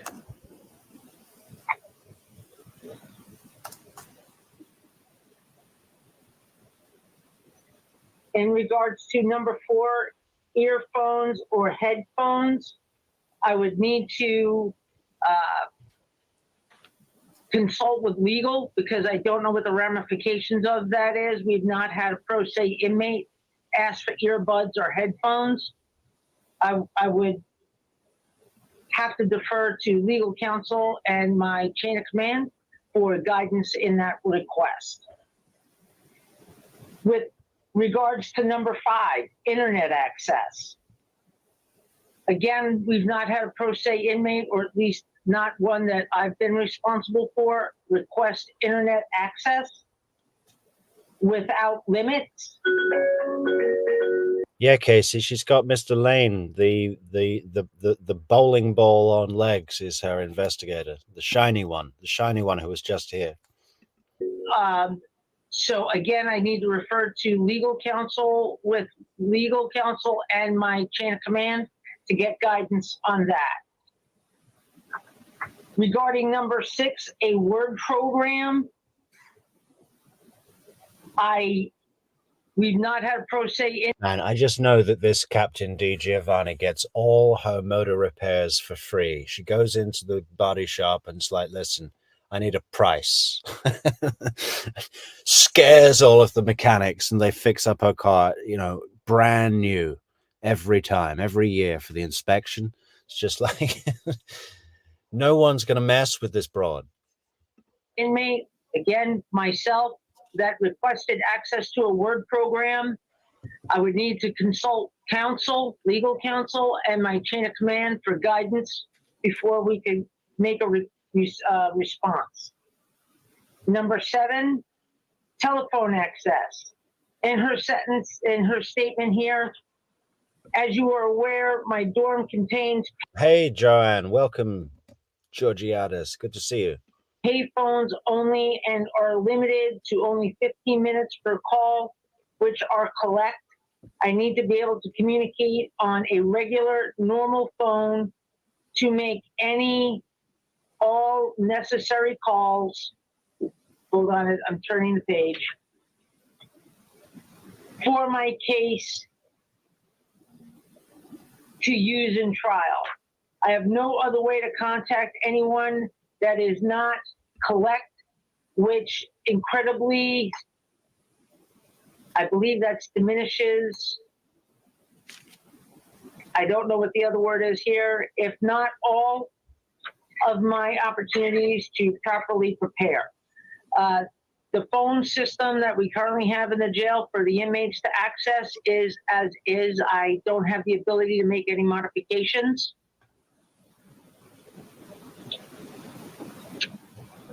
Number 8, discovery hard copies. It seems that Ms. Boone already has access to her hard copies. The concern I have to do now is do some research with legal and my chain of command, because that quantity of paper can potentially become a fire hazard. And we have standards in place. And Judge, I'm not certain if you're familiar with the Florida Model Jail standards, but the quantity of paper is actually the problem. So we may have to come back to the table for a different type of resolution regarding the 2 cases of paper discovery.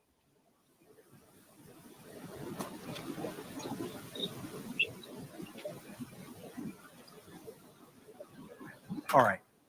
Ma'am, do you have any questions regarding Captain Giovanni's and the Orange County Jail's position with regard to the earphones, headphones, internet usage, word processor,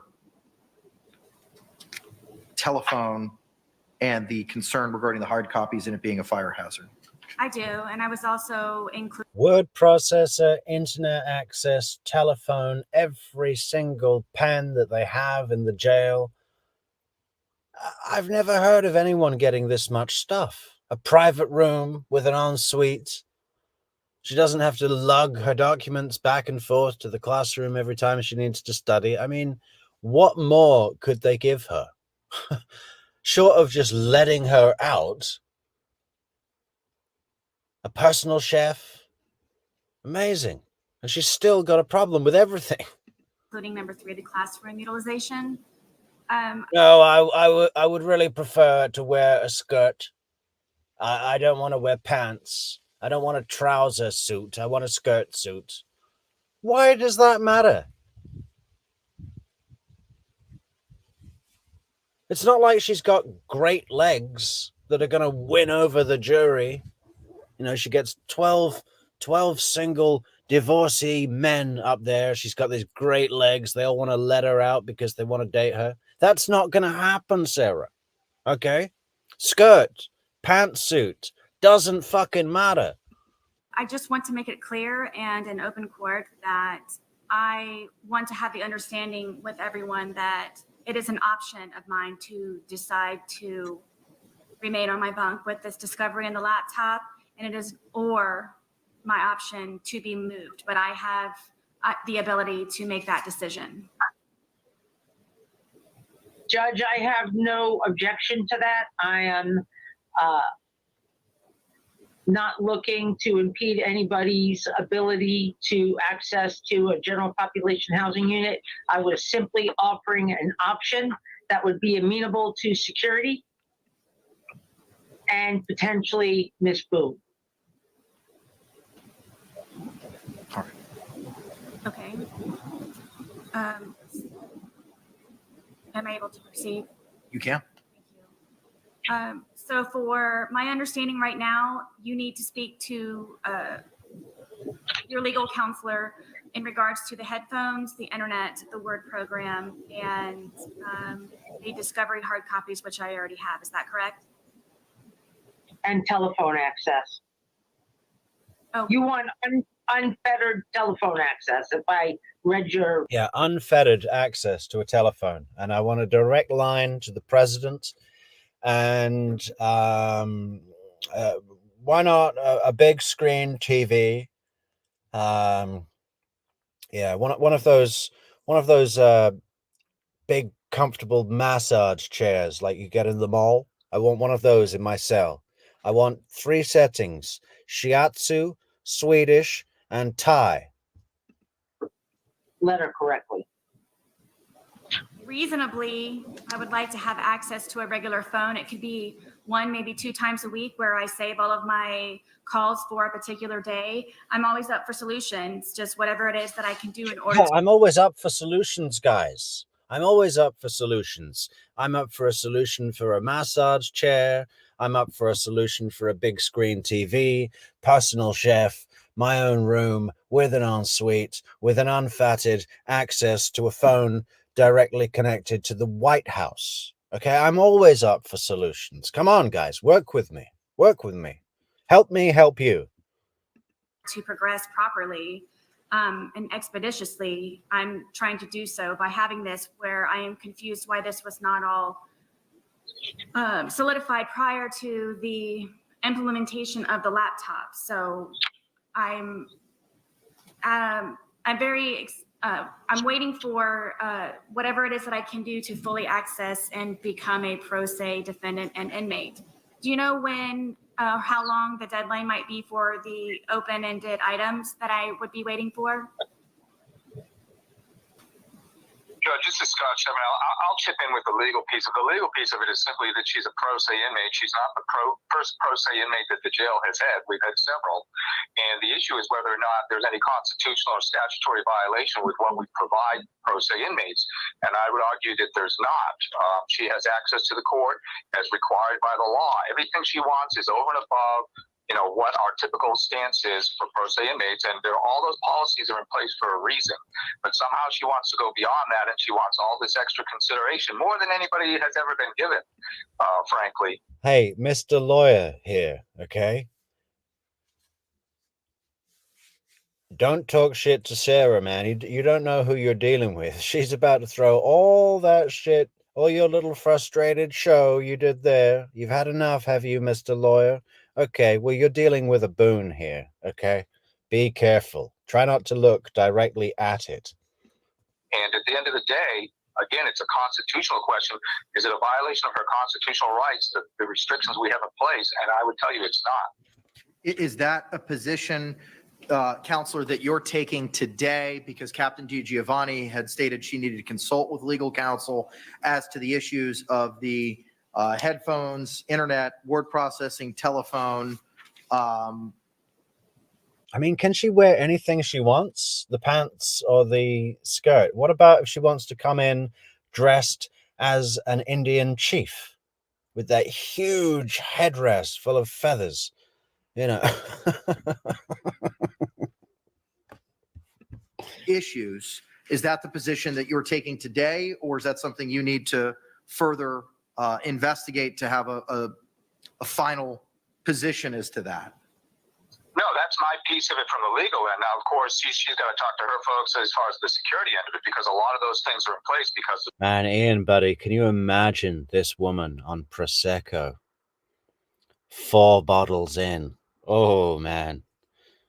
Danger zone. Security concerns. But from a legal concern, I can easily answer that today. And the answer again is, legally, she's allowed access to the court and all these other things that she wants. And really, and I'll tell you what the case law says. The case law says if she's pro se, she's entitled to get, a paper, a pencil, and some stamps and some envelopes and those types of things. The idea that she wants unfettered access with the phone and she wants to make calls all day and night. At the end of the day, I'll also say there's case law out there that says, she's gone through, I think, 8 attorneys in this case, and she had several attorneys appointed to her case, and she's kind of put herself in this position today. And the case law is not real favorable to folks that put themselves in that position. Ma'am, do you have any other argument with regard to these requests as to the headphones, internet, word processor, or telephone?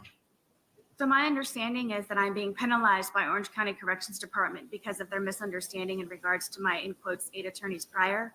Is that why I'm unable to have anything in order for myself to properly represent myself as a pro se defendant and inmate of the Orange County Corrections Department? I'm not going to answer that Not being penalized, just the opposite. She's being treated like every other pro se inmate in the institution. She's not being penalized at all. She wants consideration over and above what everybody else has. If I may please, what is over and above? What other If I may please, what is over and above? That sounds ambiguous. This is a court of law, buddy. Okay? Could you say that as a fact, a checked fact? We don't guess in this country, buddy. Okay? What is over and above, if I may please? say inmates, what is it that they've asked for? I don't see how they could successfully even represent themselves without internet and a regular working phone. And I'm pretty sure that they were not able to complete their case in the successful outcome that they were hoping for by being provided simply papers and pens.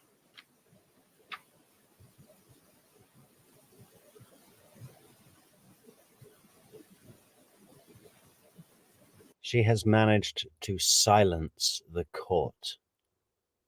This silence goes on for a length of time that is noticeable, right? Why? Because no one wants to pick it up, right? The lawyer's bailed. He's logging out of what do you call it? What do you call it? The program? Zoom. He's logging out of Zoom. Sorry, the connection's bad. The judge is asleep. Counselor, if you. I'm not sure if she's asking me a question. I don't know if I'm a witness in this case or if she's trying to ask me a question. I'm not. You're just simply the attorney for Right. one of the participants, sir. If you don't, you're under no obligation to answer that question. You are just providing your legal position with regard to the Ms. Boone's demands and requests. They're simply requests. And I'm not sure who it might be that could answer my question, please, in regards to what prior or present other pro se defendants and inmates have requested. So I might have a guideline of something to go with forward. And I, again, do not know what is above and beyond simply asking for more than paper and pens in order to properly and rightfully and lawfully represent myself. Counselor, to the extent you want to respond to that, you can.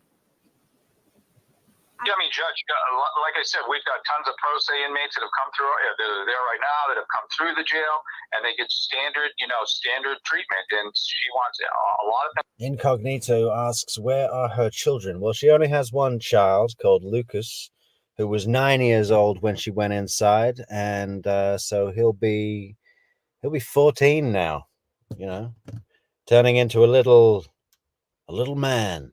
Yeah, he's living with the father, Brian. That's where he is, but there's only one child. Things that are over and above that. For instance, again, unfettered phone calls. You want First Nation Indian. First Nation Ian. I was going to call you Indian. Indian Ian. to keep things in her cell that she can't normally keep, that they wouldn't allow folks to keep. So there's a lot of issues. I mean, that's a wide open question. But, can I speak to everything that everybody's got in the past? How many pro se inmates we've had that have come through the institution? No, but I can tell you that, we could probably find plenty of examples if need be as to what people have received in the past. And it's nothing close to what she's requiring or requesting today. Okay. Ma'am, with regard to your state, do you have any position with regard to any of these matters we've addressed? Okay, thank you. All right, ma'am. So with regard to your request as to the laptop, it's not Tampa. It's Orange County, Winter Park near Orlando. It's like a suburb northeast of Orlando. this jail will be able to accommodate your request, and those extensions will be provided as placed previously on the record. With regard to your request to hold the USB drives in your own personal lockup, for the reasons identified by counsel Chevenel, it's a matter of security and the protocol which secures, controls inventories, and ensures in good working order the USB drives will be complied with, so that request will not be accommodated. Your request. Incognito asks, do I have any military experience? No. Why? No military experience. What would be the closest thing?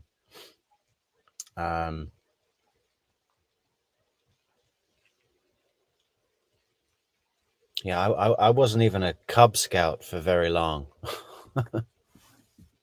Request for a classroom similarly cannot be accommodated for the reasons identified by Captain DiGiovanni on the record. However, there is an alternative housing offer that can be provided for you. With regard to your request for headphones, that has been rejected and denied by virtue of legal counsel's argument and what is being provided to you. With regard, I know, right, Amy? That attorney was just like pissed off. He's like, "What is this? What is this? What are we doing here? We're placating this shit here. Fuck this!" Absolutely had enough. Like all the courts, like, yes, ma'am. A motion was filed on August 9th and mailed to you by U.S. mail, ma'am. regard to the internet word processor. I just saw the list of demands you put into the drive, Amy. Nice one. That's cool. I might read through some of that when we wrap this up with put it on the stream. That'll be good to share.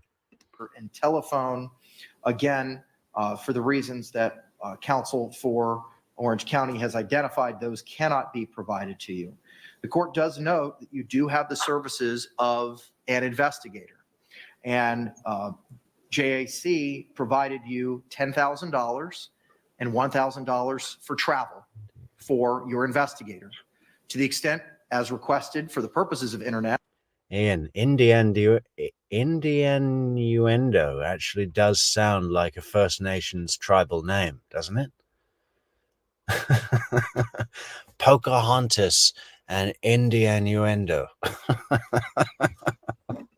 For locating witnesses and experts, you have a personal private investigator that can utilize, he can do that for you. I know you've made requests previously to look at your phone to find contacts and information. You also have a private investigator who would accomplish some of those tasks for you. And those can be communications and conversations between yourself and your investigator as to who and when and where and what persons you might be able to seek to find. So for those reasons regarding the headphones, internet, word processor, and telephone. I think Kim actually wants to add Sarah's hairstyle to her list of charges. Ma'am, you are hereby charged with second-degree murder, false imprisonment, and having the worst hair in Florida. Phone based on arguments of counsel. Jury's like, guilty on all charges and double her time for the hair.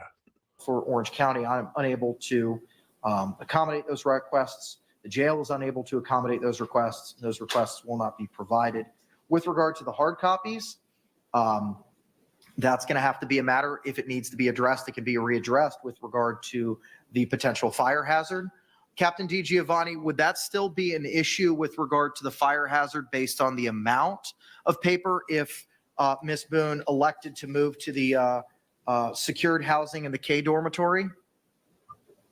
Yeah, it's basically the Florida Model Jail Standard 7.12. The officer in charge or designee shall determine what personal items may be kept in the cell or stored with the inmate. However, an inmate shall be allowed to retain a reasonable amount of personal property, including but not limited to his or her legal material, personal hygiene items, writing paper, and writing instrument, and authorized reading materials in reasonable quantities as approved by the officer in charge or designee. Personal items will be kept in an orderly manner. Fire potential is reduced by limiting the amount of personal property in the cells. So it is the sheer volume of paper, and that is what I need to conduct an evaluation from. Now, in Ms. Boone's letter, if you give me one moment.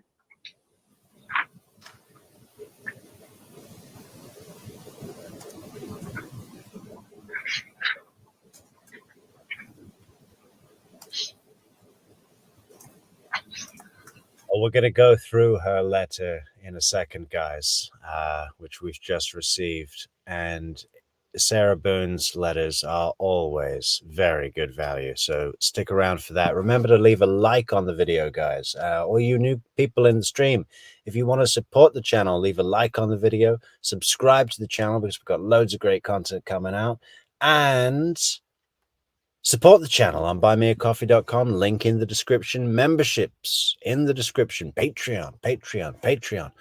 Social networks. Discord in the description. Fantastic, guys. Well done, team. Well done, team. Well done, team. Good job, team.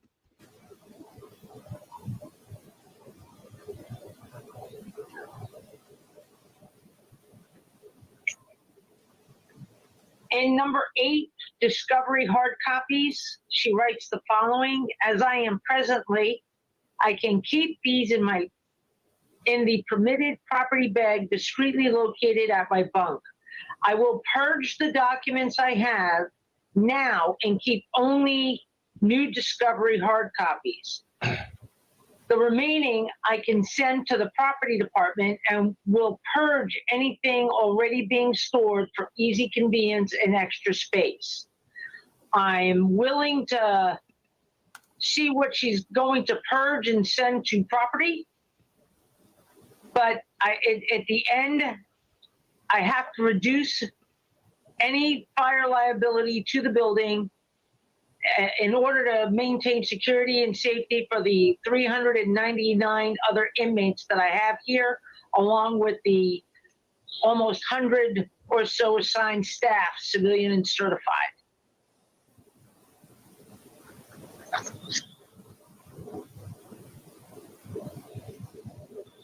I will also say that pro se inmates in the past have been afforded a second fire retardant property bag, and I'm willing to issue a second fire retardant property bag to accommodate the excess, but anything over and above. That's okay, Connie A.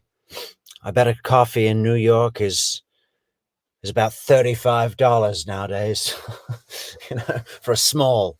Yeah, but you can leave a like on the video. I'm sure you've already done that, Connie. No worries. That's a great free way to support the channel. And another thing that's totally free, guys, is the Discord community. Link in the description. 24/7. All the friggin' true crime Metrix maniacs out there. They all live inside Discord now. Link in the description. Of that, we may have to find an accommodation, and based on the willingness of the letter that Miss Boone has written, she articulates clearly that she's willing to purge and send to property any paper that's over and above. Do you have any questions?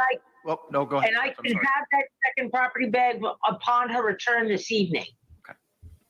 And it's kind of, I just had this thought. Hugh Hefner said, yeah, Kurt, death by suitcase. How do you explain that at the pearly gates? I got here by suitcase. But I don't know if George was buried or cremated, but basically he died in a box, in a boxy bag. And then, he went to an autopsy table, got put in a drawer, and then went to the funeral parlor and got put in a coffin. So he went from bag to drawer to coffin box. And it's just basically, they keep moving him in and out of containers.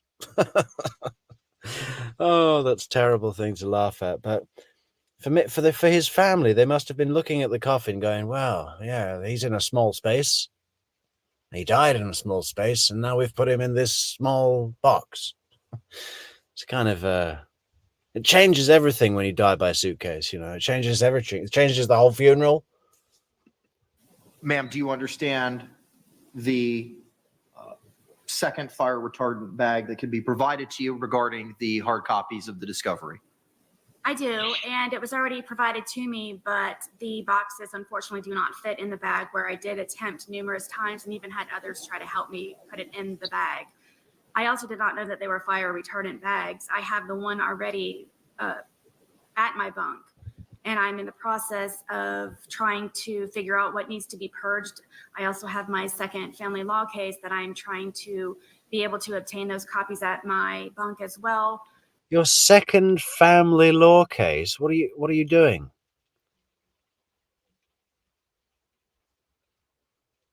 What is that about? I haven't really heard about that. Is she's doing something with her son to get custody while behind bars for awaiting trial for murder? Yeah, I'm petitioning the court for full custody.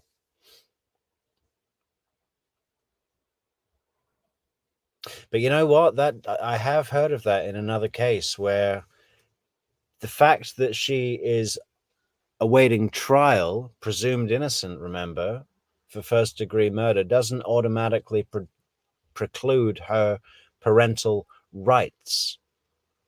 That Trevor Summers, he stayed on awaiting trial for 6 years on purpose because he was petitioning the courts for full custody of his 5 children while awaiting trial for attempting to kill their mother.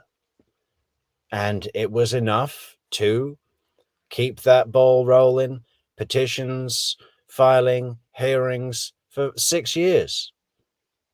And because he hadn't been found guilty of attempted murder yet, he still had the right to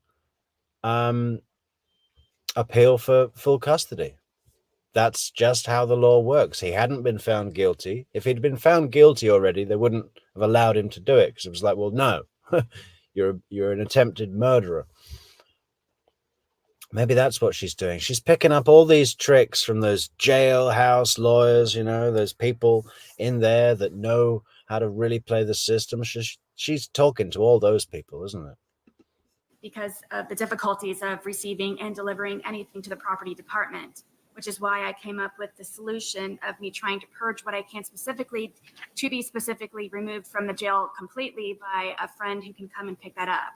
I was just waiting for this hearing to happen so I can figure out when to tell her to come to do so.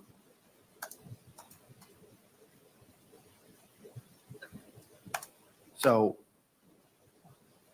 is that accommodation acceptable?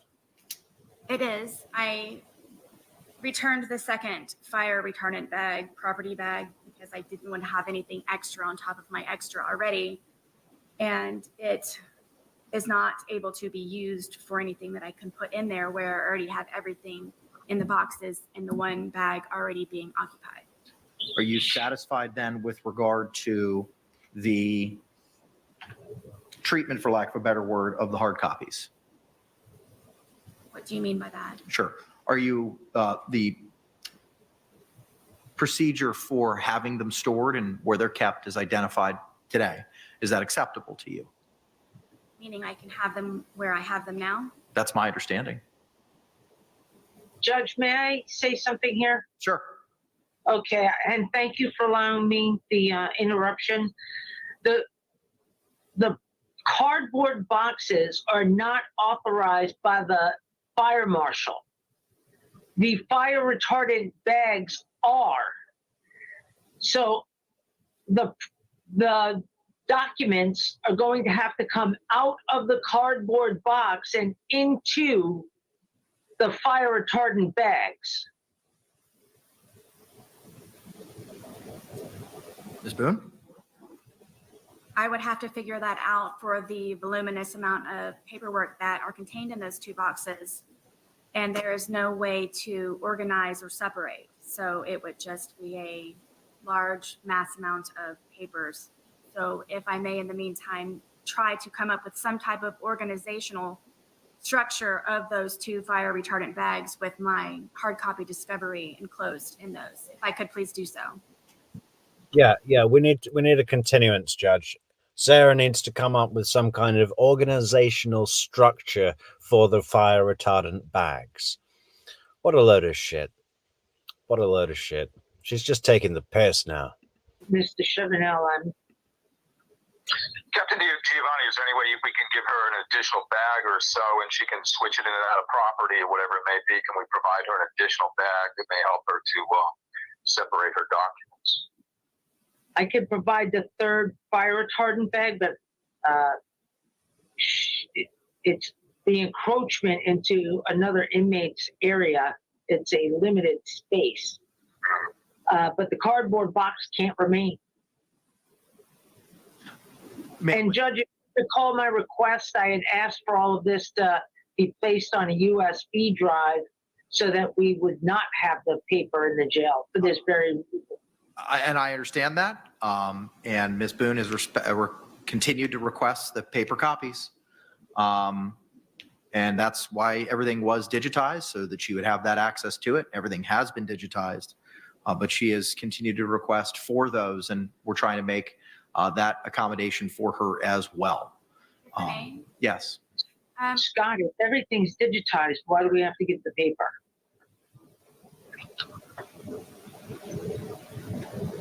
That's up to her if she wants paper or not. That's fine. All right.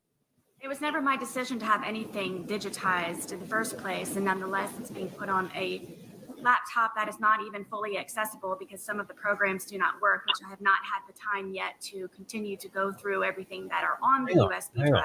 It's not like that. It's on the USB key. She wants the USB key to be in her possession all the time. But the jail doesn't want that to happen because it's got metal in it, and it's a security risk because someone could make it into a shiv and kill someone, right? So Sarah's upset with that because it means that there's a portion of the day where the key has to be taken away, locked away, and she doesn't have access to her. There's hours and hours where she could be reviewing, preparing for her case, so she's got to have the papers now. So what a mess. I really think they should say, listen, all your documents are in that private room that you were offered with your ensuite bathroom, big screen TV, phone to the president, Swedish massage chair.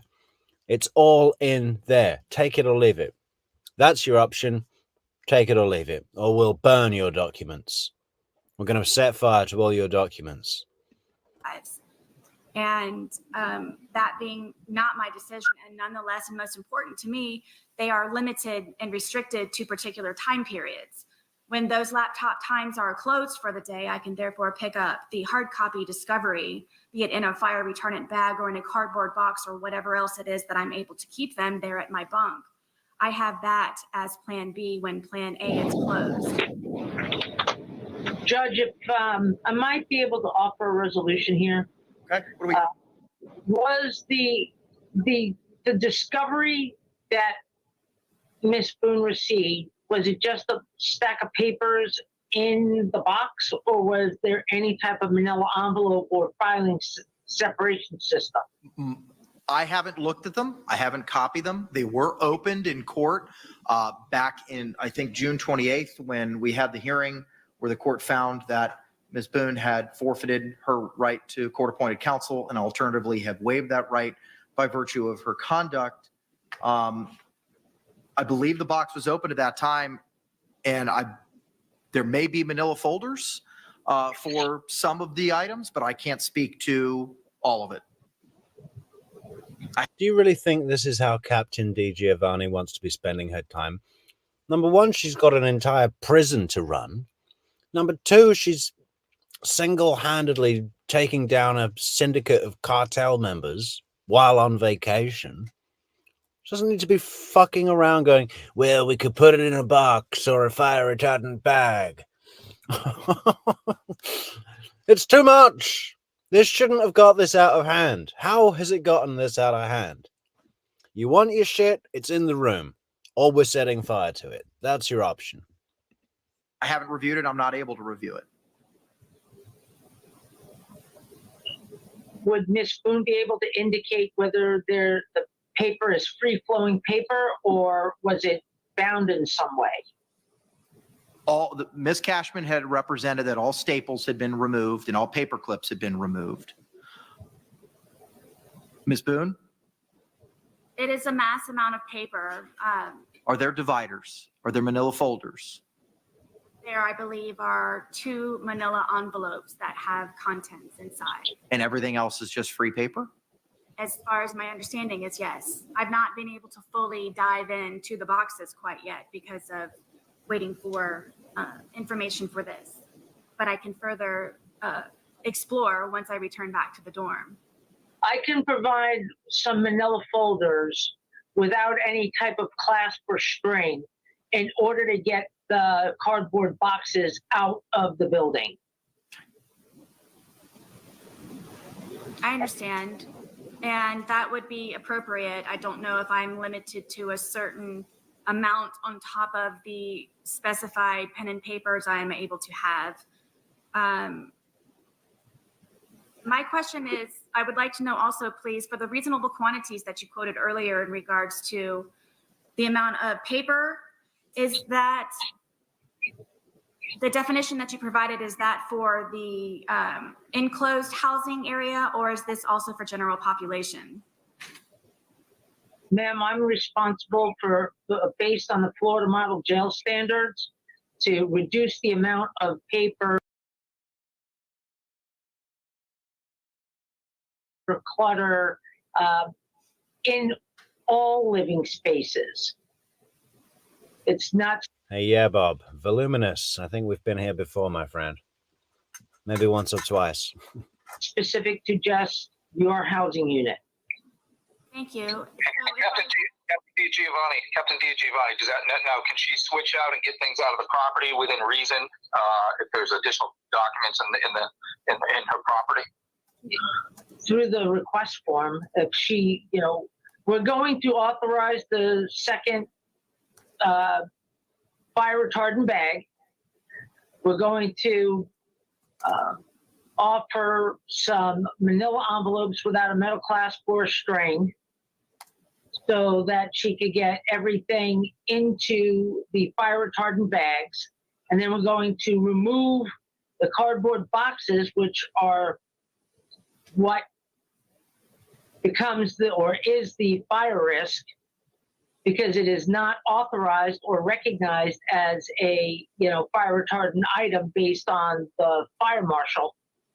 The only thing that they consider fire retardant is the bag. And again, I will provide that. And then anything in excess, she could send to the property room. Well, and then upon her need for it, she could write a request to the property room, and the property room will bring it over. But she'll have to swap it out. I'm amenable, I'm amenable to her keeping her documentation. I'm not looking to take anything away from her, but it has to be in accordance with, fire marshal and policy. I understand. And I would be happy to comply with the extra bag and the manila envelopes for separators in regards to that. So ma'am, if the jail was to provide you those manila folders for the hard copies and a third fire retardant bag, is that acceptable? It is if I do conclude that I need anything additional in order for them to be able to be held together in regards to some type of rubber band or some elastic, something to be able to bind the paperwork together. Is that a possibility? I didn't hear the question. You may have to speak more clearly into the microphone in front of you, ma'am. Rubber band, lady. She needs a rubber band, okay? And it can't be a blue one. It's got to be a pink one. Or a gray one. Yeah, it's very important. They need to be color-coded rubber bands.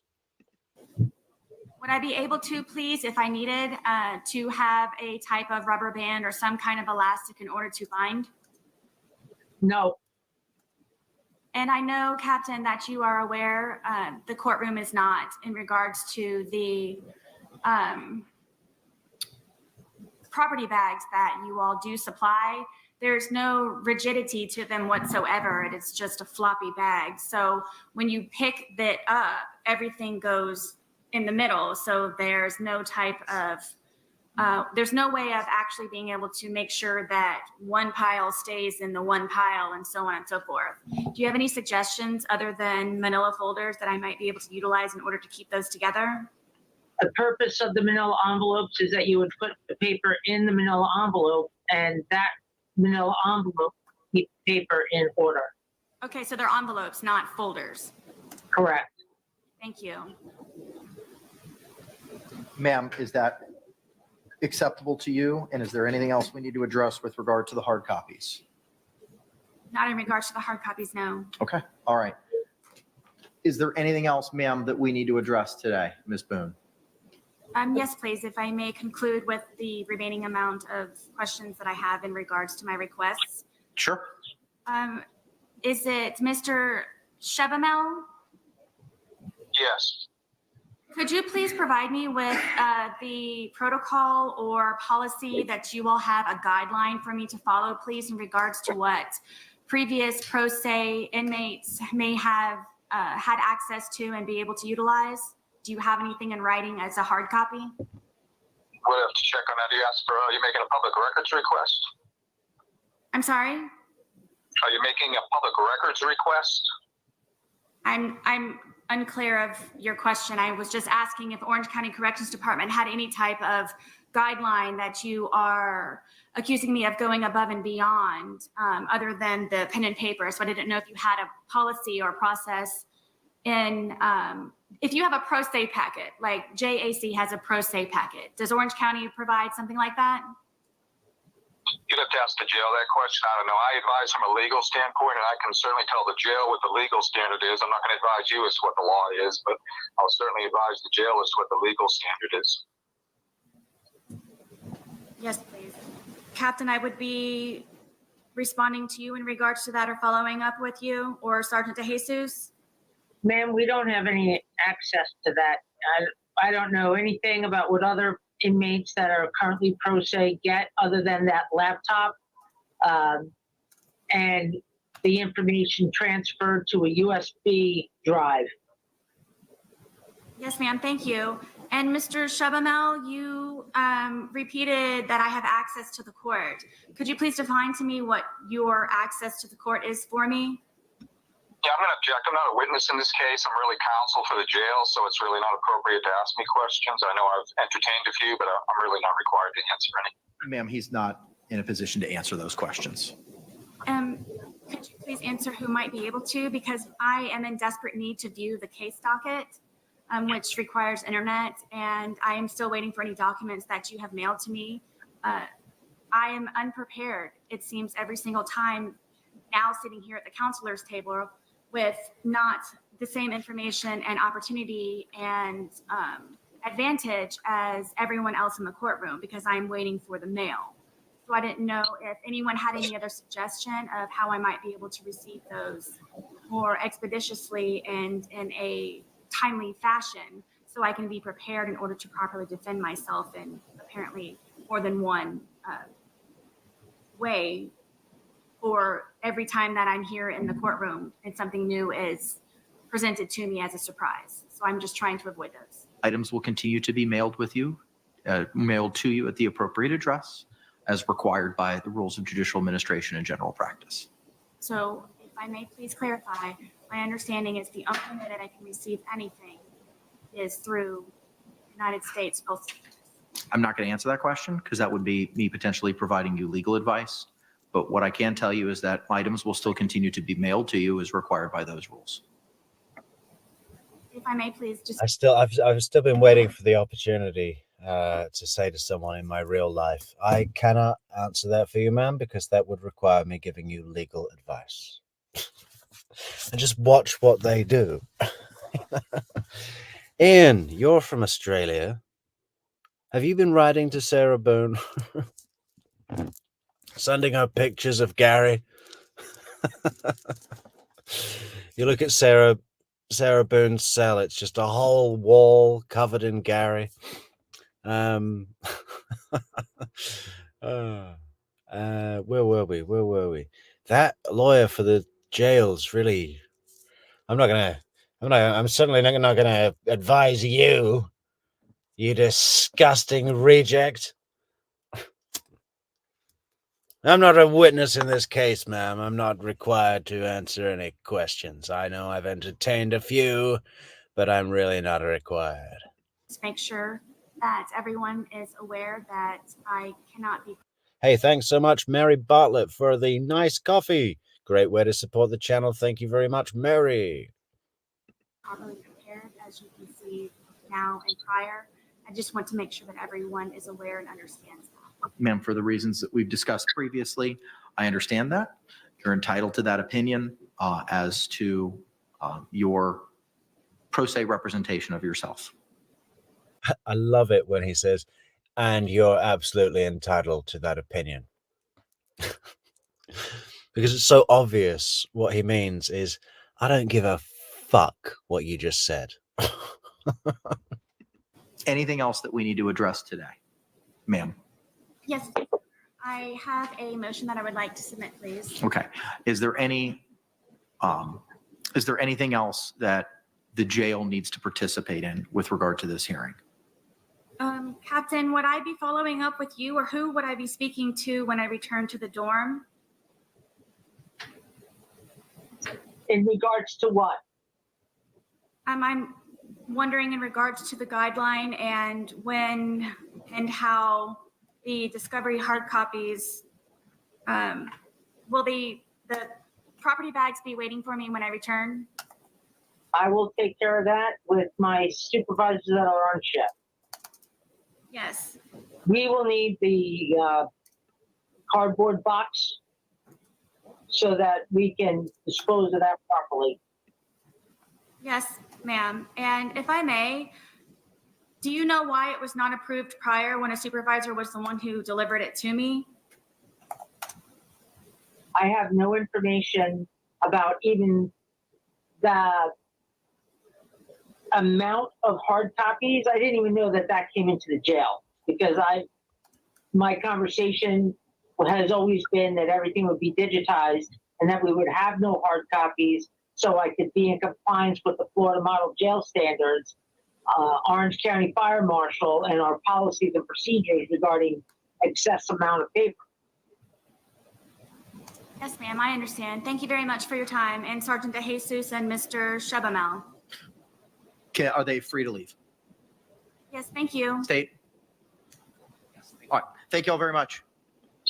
This is so much power that she's got in this courtroom. She loves every sip of this power. All she's been told for 4 or 5 years is, Boone, sit up. Boone, shower, 5 minutes. Boone, get in your cell. Boone. Yeah. Now she's dismissing the chief of the jail, the captain. Hard ass cartel fighting Captain D. Giovanni. Ma'am, you made reference to another motion or something else that you had. Yes, I have a motion. Okay, if you can hand it to the deputy behind you. Actually, deputy, can you hand it to the state? State, you can take a look at it and then I will.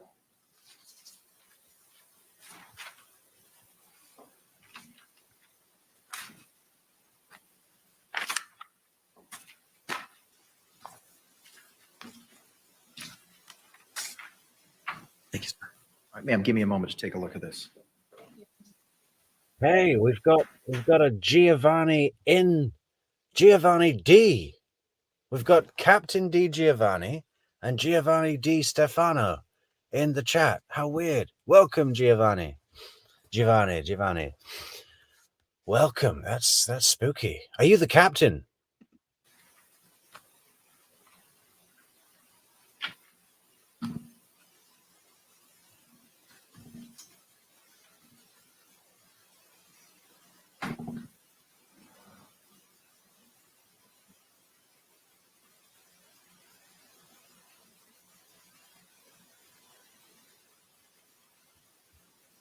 We got 90 people in the stream now, guys. Let's get another 10, huh? Let's break through that wall one more time. We've been doing that quite a bit recently, huh? Get some more likes on the video. All you newcomers, go and like that video right now. Subscribe to the channel. Want to support the channel? Fantastic links in the description. Brilliant ways to support the channel.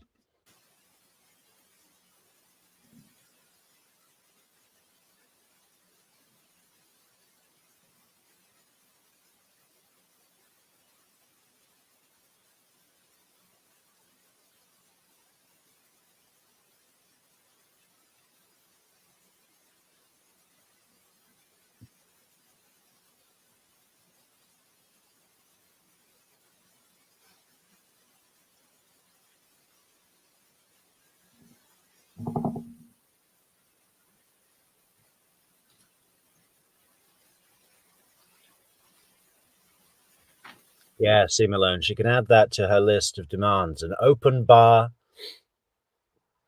I want an open bar, you know, a Johnny Depp standard bar in my cell. Court has been provided a motion for payment of costs and appointing a neuropsychologist to assist the defendant in preparation of the defense. State, I don't think we can have a hearing on this without JICS. State takes no position. We don't have anything to do with this. Okay. Ma'am, I can't have a hearing on this today. Mhm. I will have to coordinate a hearing with JICS to have this heard because this is something that involves them. Correct. And they haven't even had the opportunity to. So JACS is the ones that authorize the money, like the bursar of the court or something? To review it yet. And they are copied on that as well. I do see that, but you're hand filing it with me right now. Correct. Thank you. So the court will file this in the court file and we'll coordinate a hearing as soon as practical with regard to this motion, and it'll be heard before the end of this week. Anything else, ma'am? Just to confirm, please. Neverly, darling, that's a scary image right there. I think I would rather cut off my own arm and eat it before looking at Sarah in a silk robe. Okay. For the next deadline for my responsibility to meet would be the August 23rd for the objections to the state's USB drive that they provided. As identified in the court's order, That is the deadline. The only other deadline, ma'am, is the September 3rd deadline for the viewing of the state's physical evidence, which sounds like that's something that may take place prior to that deadline. As you may recall, you will have 14 days after that evidence viewing to tender any of your objections in writing to the court, 14 days thereafter, and that will be extended for good cause shown. Anything else, state? Nothing, state. Ma'am, anything else? No, Your Honor. All right, we'll return Ms. Boone back to the custody of the Orange County Jail, and we'll coordinate the hearing appropriately. Thank you all very much. Forgive me. In order possibly for a solution for me to know about the hearing, especially for the one regarding the Look, the judge had already started getting up. He'd already, like, I've got whiskey in the drawer, whiskey in the drawer, whiskey in the drawer. I've got ice cubes in the office, ice cubes in the office. He's pouring the scotch in his mind even before he leaves his chair. And she's got one more bit of information. We'll return Ms. Boone back to the custody of the Orange County Jail, and we'll coordinate the hearing appropriately. Thank you all very much. Forgive me. In order possibly for a solution for me to know about the hearing, especially for the one regarding the JAC, is it possible for you please to relay it to Mr. Lane and he can tell me sooner than the mail? I can certainly do that. Going forward, so I would have some opportunity quicker than waiting for the mail. I can certainly advise him of that, or my office can. Sure. Okay, I understand. All right, just so for recap purposes, with regard to the motions to intervene as first addressed this afternoon, the court orders that the defendant has failed to meet the burden of producing evidence and proving by a greater weight of the evidence that closure is necessary as required by Miami Herald Publishing Co. versus Lewis, 426 Southern 2nd, 1 at pinpoint 8 by the Florida Supreme Court 1982. As such, the defendant's requested closure of the state's physical evidence viewing with the state and defendant set for September 3, 2024 at 9 a.m. is denied. With regard to the other items that were discussed today, defendant and state agreed to an alternative arrangement as placed on the record on August 14, 2024 regarding the viewing of the state's physical evidence as tendered in open court on August 9, 2024. The state shall prepare for all parties to execute a notice reflecting when the evidence viewing took place and the length of time that the evidence viewing took place. The state shall file with the court the executed notice after the viewing of the state's physical evidence takes place. Defendant's request regarding extending the laptop time has been agreed to by Orange County. The times have been extended as follows: Sunday through Thursday, 8 p.m. to 10 p.m., and Friday and Saturday, 8 p.m. to 11 p.m. This is in addition to the times outlined in the memorandum from the Orange County Corrections Department Security Operations, which was previously provided to Ms. Boone and read to Ms. Boone. Defendant's request regarding the discovery that was provided to the court on June 28, 2024, and keeping that discovery in defendant's possession was addressed to defendant's satisfaction on the record. Oh, I'm sorry, Giovanna. I just seen that I got your name wrong. I got all excited because it was so similar to the captain's name. That's sorry. My bad. On August 14th, 2024, and the balance of defendant's requests cannot be accommodated for the reasons placed on the record on August 14th, 2024. Ms. Boone, you'll be given a hard copy or hand-delivered a copy of these orders momentarily. Thank you. All right. Anything else? Anything else, ma'am? No, Your Honor. All right. Thank you very much. Thank you. Scotch now. Okay. Let's get your chains back on, Sarah. Man, okay, let's have a look at her requests, guys. Where are her requests? Check this out. So this is her letter sent August 7th to Captain DiGiovanni. Captain DiGiovanni, thank you for your timely cooperation and assistance in me receiving my laptop yesterday, August 6, 2024, and 2 Discovery USB drives supplied by my investigator. I am attempting to fully maximize my opportunities available from OCCD, or QCCD to thrive in my forced position as court-appointed pro se defendant and the success of my case. Okay. I want to excel. Yes, I excel at everything. I want to excel in my present circumstances by attempting my best, and have been since day one of my incarceration, ongoing 5 years ago. As you can imagine, I do not want to be here any longer. Ever with the hopeful, effortless cooperation and attentive care from yourself and OCCD, I believe I can. Oh, Orange County Detention Center. Okay. I believe I can achieve more efficiently, effectively, equally, so I am able to plan for my very overdue exit in the very near future. Okay, Sarah. You're in a fantasy land, dear. I have been instructed to contact you directly from the listed questions and concerns to hopefully remedy or provide further insights to for completion of, so there is a universal understanding to enable me to proceed greater, faster results. It's like the Daft Punk song. To produce greater, faster results and work product in my case and defense. Thank you in advance and profusely. 1. Laptop times. Extend from 8 a.m. to 4 p.m. to 7:30 p.m. until 10 p.m. Okay, well, that's a shorter amount of time. I think she's made a typo, 7:30 a.m. to 10 o'clock p.m. I am willing and need to vigorously work on my defense as often as possible. I do not think I shall be restricted to daytime use only. After 4 p.m., I do not have access to the laptop, which equals 0 work product and progress.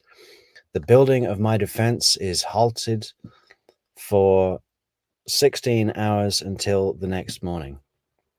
Request, extend time use by 2.5 hours in the evening. 2. USB drive security. As stated in court to the judge, I do not feel comfortable in handing over the entire contents of my case to the miscellaneous officer in the dorm for the day. All of my information is highly confidential, and I am trying to avoid further leaks on top of the already recorded jail phone calls, visitation names and details, my inmate interaction, meals consumed, etc. They know what I had for lunch. The press they're out for publicity and ratings. They want to put my lunch on the news. The Australian news.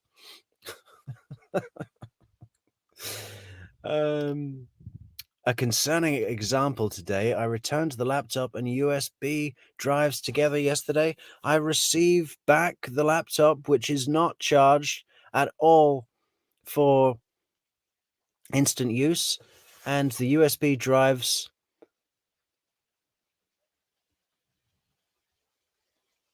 separated with the protocol security paperwork removed I needed, and they both and then both bags resealed. Another example, I went to pick up everything in the morning and the officer removed both USB drives from the bags before giving to me. Who is in control of the laptop and my 2 USB drives when I return at the end of each day? Where do they go? How are they secured? Why are contents being removed, opened? As said, I do not feel secure in this process. If there is one, if there is one, and it is vital to me that Orange County it's not detention center, it's CD. I don't know. OCCD handles with priority safety, security, and care. When asking any officer anything pertaining to the laptop and drives, they do not know and become agitated with me trying to ask and figure anything out. I can imagine, Sarah, I can imagine the agitation is all over the place, just around you like an aura. Request!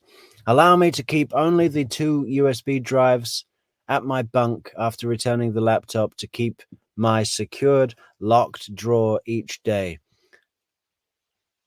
Hopeful evening. 3. Classroom.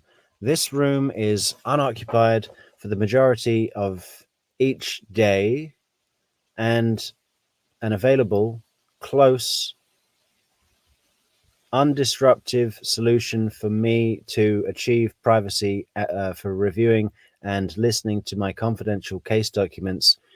The classroom is also in direct, continuous, effortless view of the officers at all times. Request. Permit me access to utilize the table in the classroom to view and listen to my discovery on the laptop when not occupied and is in direct view of the officers. 4. Earphones/headphones. As said, my discovery contains a large amount of audio to be listened to. If you will not permit me access to the classroom, I will need listening abilities with earphones or headphones over the ever-increasing noise level in the dorm. These are also a what is that? What does that say?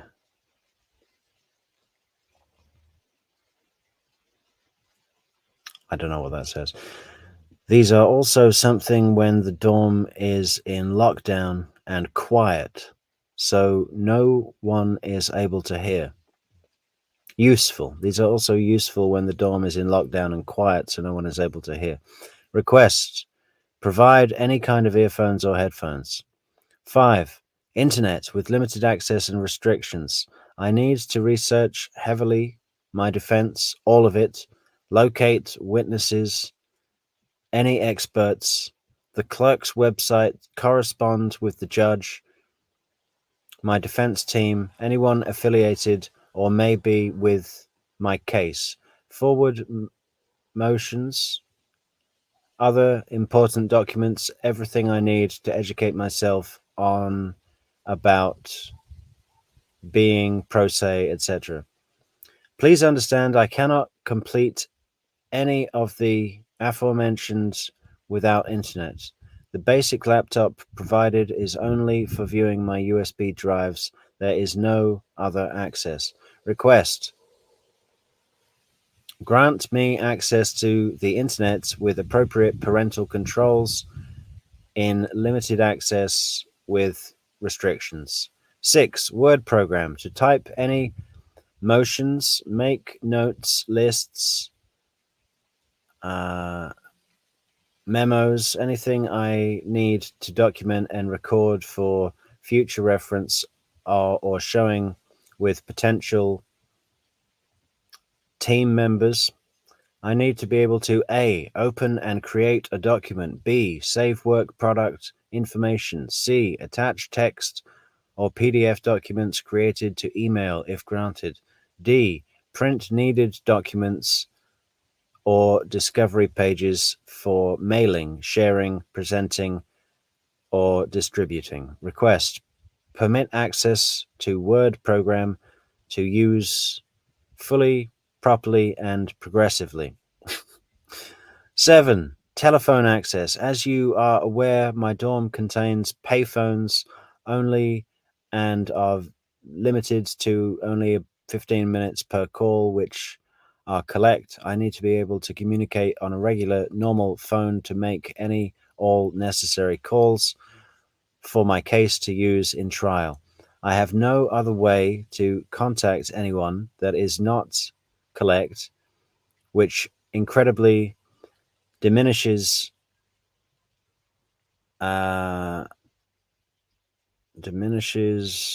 most, if not all, of my opportunities to properly prepare.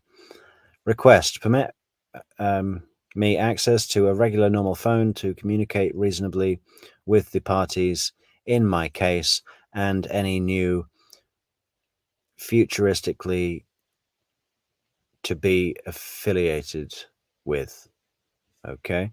8. Discovery hard copies. As I am presently, I can keep these in a permitted property bag discreetly located at my bunk. I will purge the documents. I will purge the documents I have now and keep only my discovery hard copies. The remaining I can send to the property department and will purge anything already being stored for easy convenience with extra space. Also, when the laptop hours are closed, I am able to pick up uninterrupted untempered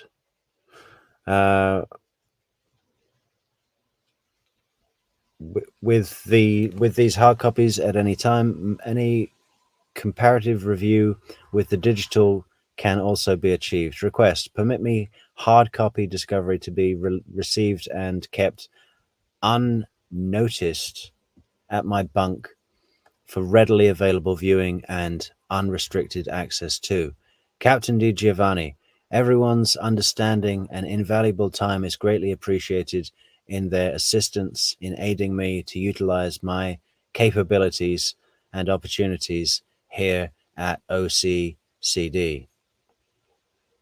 I guess it's Corrections Department, Orange County Corrections Department.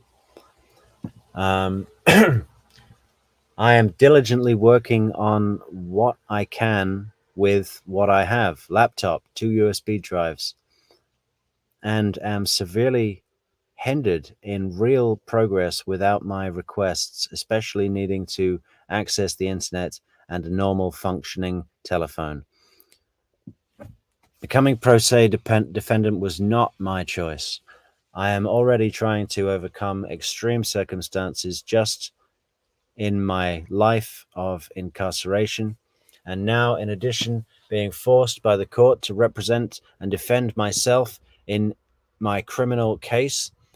Extreme has progressed to extraordinary. Oh, it's poetry. Please understand my attempts are always in good faith, where I am simply trying to complete these tasks needed to surpass my difficulties and achieve overdue success. And finally, good luck, Sarah. Good luck to you. And finally, I cannot do it without you and the assistance of Orange County Corrections Department. See, I was right. I thank you, everyone, for your patience and await your response for needed collaboration and conclusion of my requests, please, and criminal case. I have notified the judge also with a copy of this letter so he is aware I am in the process of trying to receive these must-haves and that I need further guidance and answers from you first. From there, I can create all motions that may be necessary for access and completion.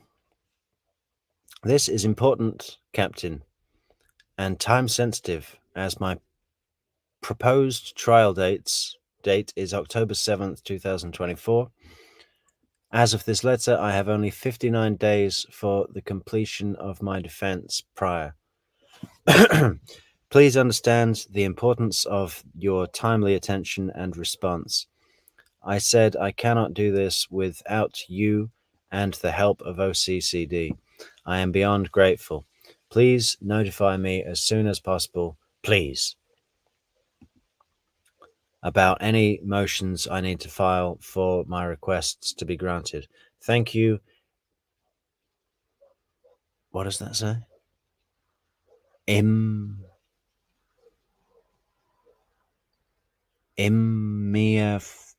Immeasurably.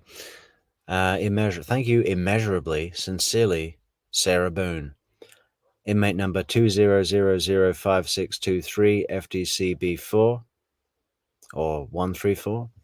Pro se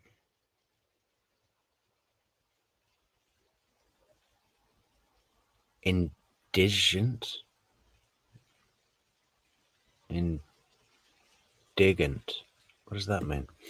I also spoke to Sergeant Casey in the courtroom requesting your time, please, at your earliest opportunity, please, to convey the importance of my requests to hopefully be completed, please. Wow. She's real something special, huh? What is her deal? Anyway, so we got through it, guys. We got through the latest Sarah Boone. It's a bit of a show, huh?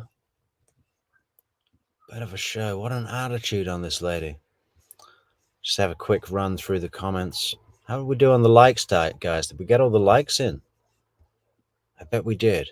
I bet we did really well. You know why? Because you're all awesome.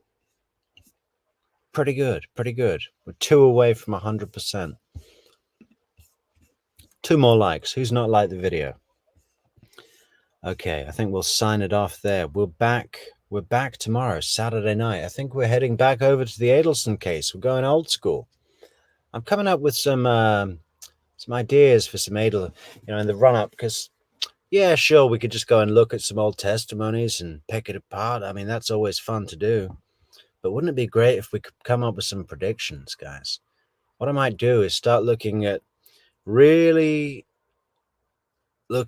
Daniel Rashbaum did with Charlie's defense and see what parts he's going to carry over to Donna and what parts he's going to change, adapt. I don't think it's going to be exactly the same. It's not going to just be, hey, it was a double extortion. They came, the Latin kings, they said they were going to kill my mom. Yeah, Kurt, how you doing, man? Good to see you again. Is there a begrudging respect owed Sarah for her determination to have things her way? Well, I was thinking about this, Kurt. I was thinking, what would I do in her situation? And what are people expecting her to do? Do you really expect her to say, well, I did a terrible thing and I deserve to be punished, so give me life? How often does that happen in the real world? It doesn't happen a lot, does it? So, as annoying as she is, doing all this shit she's doing, making the system spin out of control and annoying everyone to the point that they want to put their fingers through their own eyes, what do you expect? I mean, it's not attractive. It doesn't appeal. But if I were in her position, facing a possible life sentence, would I sit down and take it? No. I'd come up with something a bit cleverer than what she's doing. But if all that was available to me was to just try and throw a wrench into the system and see how it landed and hope that someone messes up enough to get me a successful appeal, I guess that's what I would do, right? So many comments tonight, guys. Yeah, we've got to get a special icon for the comments. I know some people put a red question mark. Some people put a pink glove. What do we think? We should have our own. We should have our own icon. It's definitely poetry, Amy. I mean, it's worthy of Wordsworth, or I don't know, Robert Frost. Two roads diverged in a yellow wood, and sorry I could not travel both, and be one traveller long I stood, and looked down one as far as I could to where it bent in the undergrowth.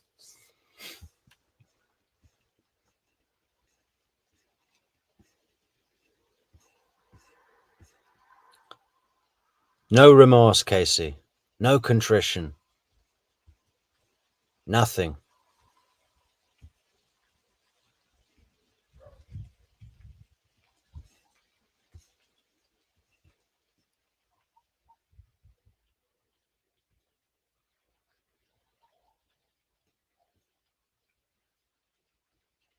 Oh, thanks, Esbel, for telling me. I'm still not sure how to pronounce it. I just don't think I've come across this word before. Indigent. Indigent. It's a soft G. I guess so. The French would say indigent. Yeah, indigent is a status that makes her eligible for counsel paid by the state. Please.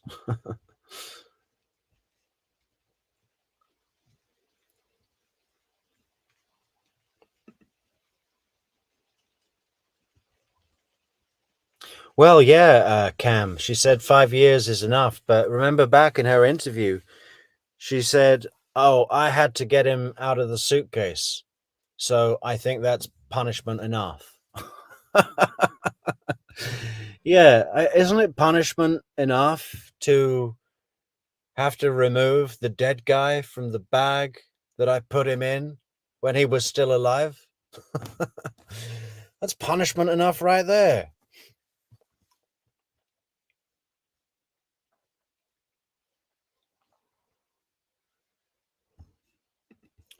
Casey, well, I'm on the same time as you, Casey. I'm in Portugal, so tomorrow is Saturday evening. Pretty late for us folks on the Meridian line. Yeah, probably start around 11:30.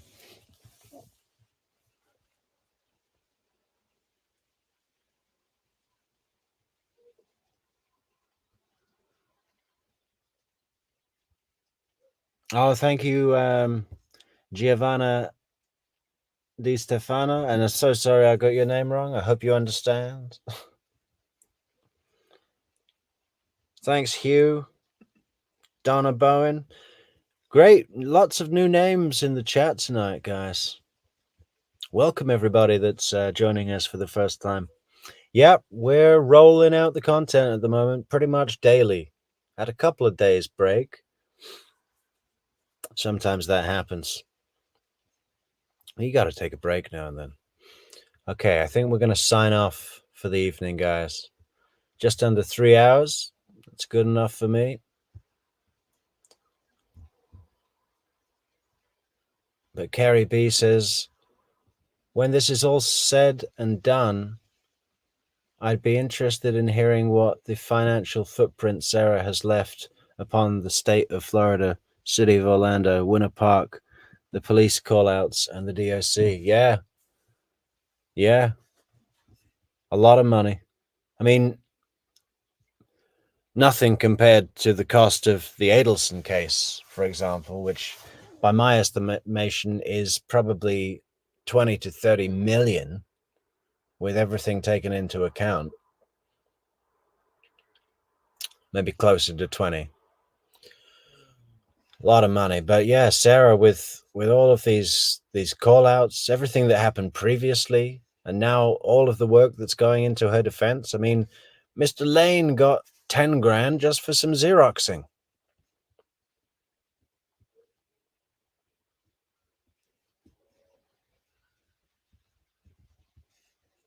Yeah, it's a weird thought, isn't it, Amy? Mentor lawyer sitting down with Sarah Boone, going through this stuff, giving her tips. I'm not entirely sure that I understand what he was doing. Just out of curiosity, or feeling like he needed to help someone who doesn't have any help, or I don't know. I trust him, though. I trust him.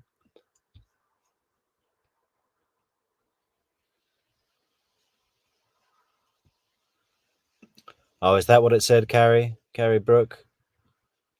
Yeah, it's a little bit difficult to read her writing. I kind of like her writing, though.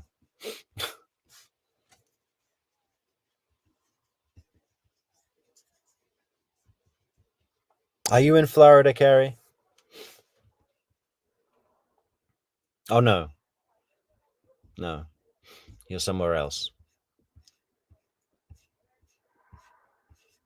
Okay, thank you so much to everybody in the chat and for liking the video, subscribing to the channel, and the little bits of support that we got coming in as well. That was fantastic, guys. And we'll see you tomorrow.